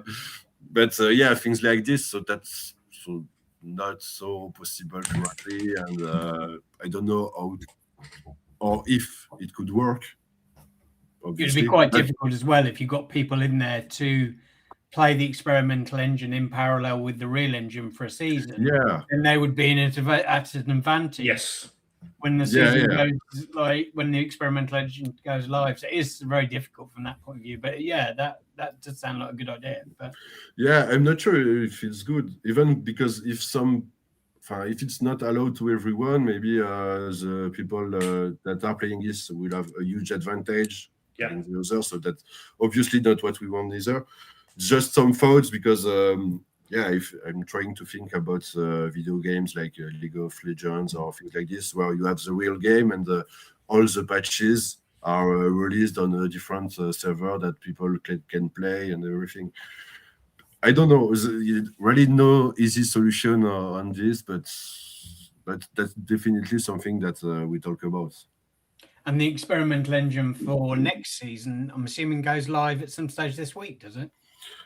We hope so. So we have a version, obviously, today. We always have several versions, maybe, but we have a version today that defensively it looks better. Obviously, that's the goal. It's not perfect yet, of course, but I don't know if it's still if it's ready to be in experimental. But obviously, we would have liked to release it this week, so it only stays tomorrow because weekend is also a weekend for the team. Even if we watch some games sometimes or things like this, but I don't think we will release on the weekend for an experimental engine. but I don't know if it will be ready yet, and we will turn it to make it available to you or not. I don't know yet, but we will watch it tomorrow, and if you think it's great enough to share, we will, and else next week, I think. But yeah, it's where we are currently, like just finalizing some stuff and testing, and at this point, yeah. And this season, we obviously had the new animation for dribbling. Will we see any new animations within the game for next season? I don't think so. So the advantage of some of these things that's only visual, it's like maybe it's not important in the balance, let's say. Yeah. But still, there is no particular idea of.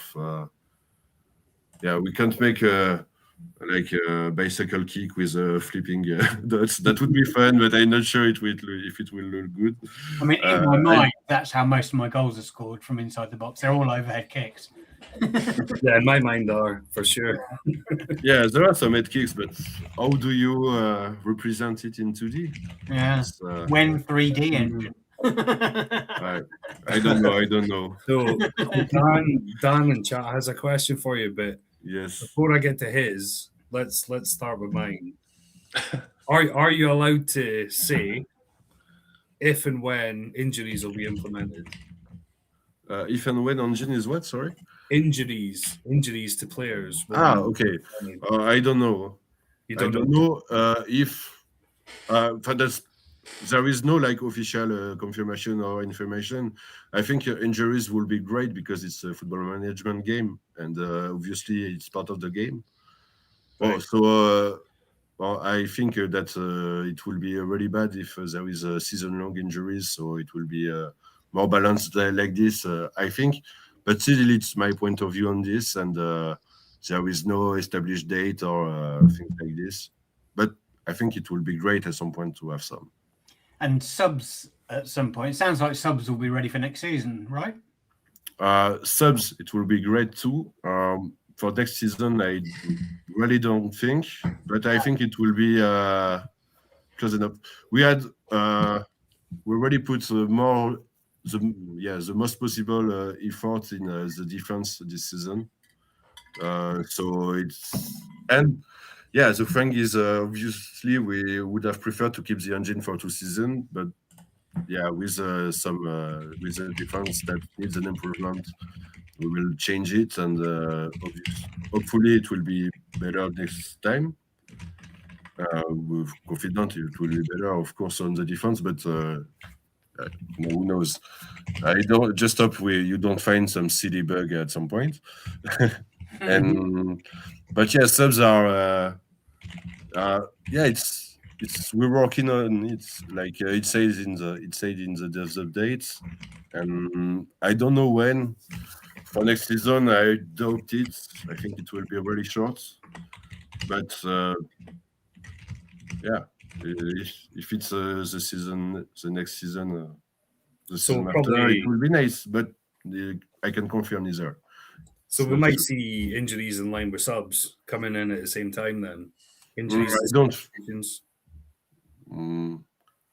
So who knows? Maybe. But just that I can say in the dev updates you saw recently about subs, some about the experience, the progression with subs, and also the energy. And we didn't talk, I think, about injuries that much, at least recently. Well, so I think that makes sense also because I don't know how it would work, but probably if you make some injuries, you'd like to have some injury during the game, and so it will be better if we can replace a player that get injured.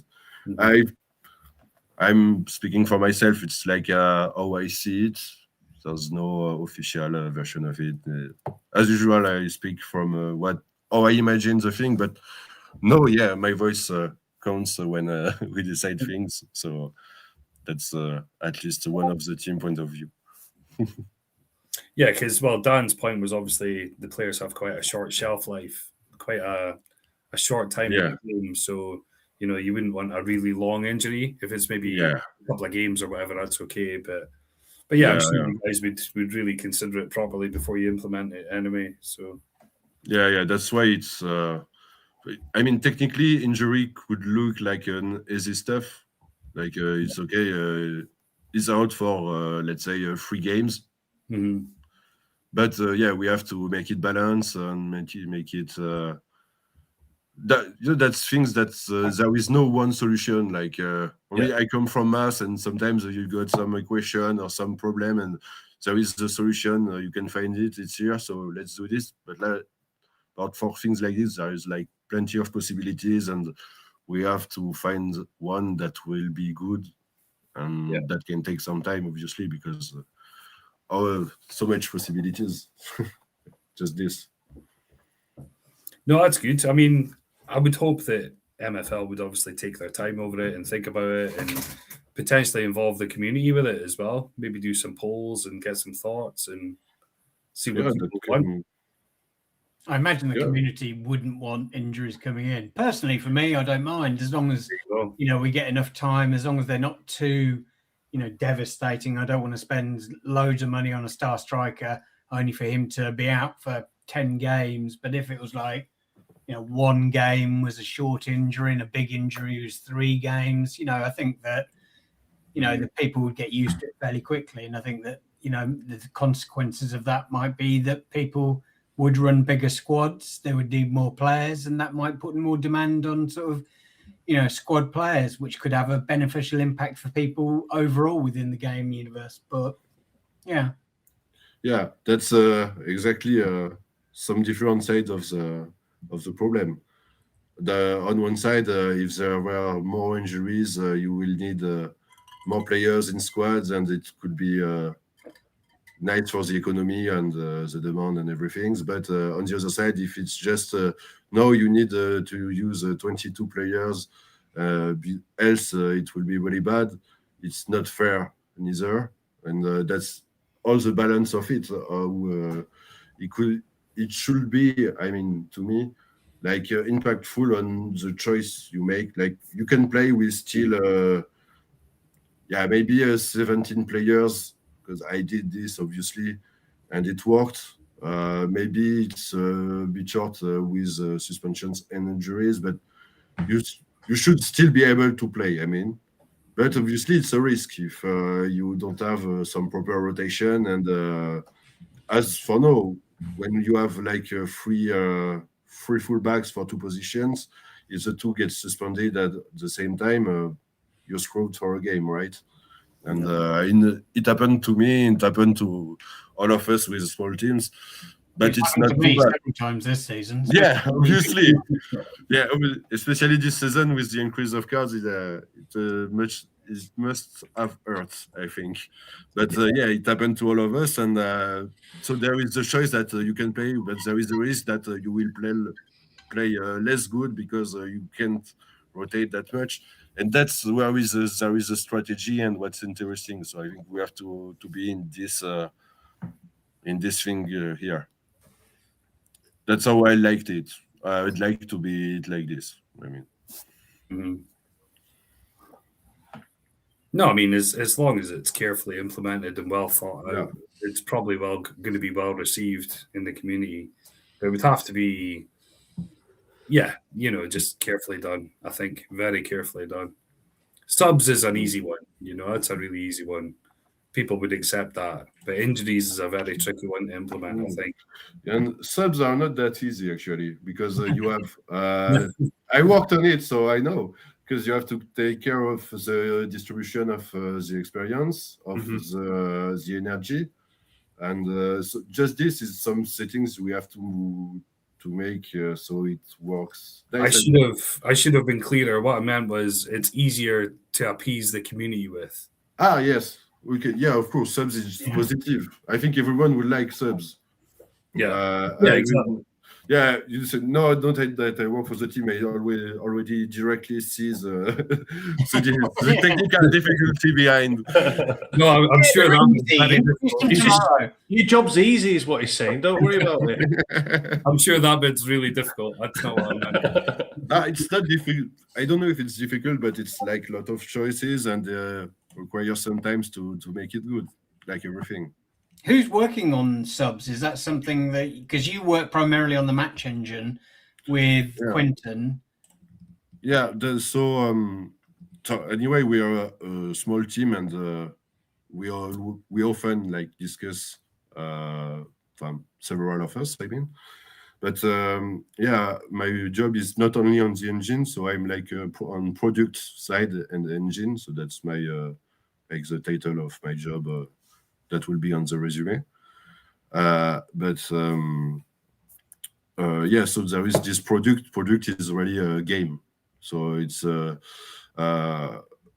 developing features for the game and the engine. And so yeah, I worked on this. So that's why I told you it's not straightforward to to design the XP and everything. So yeah, I worked on this, and obviously I talked with Luca, with Mathurin, with Yann, with Quentin, and almost everyone in the team about this, because obviously we talk a lot, and we see everyone points of view to try to find the best thing.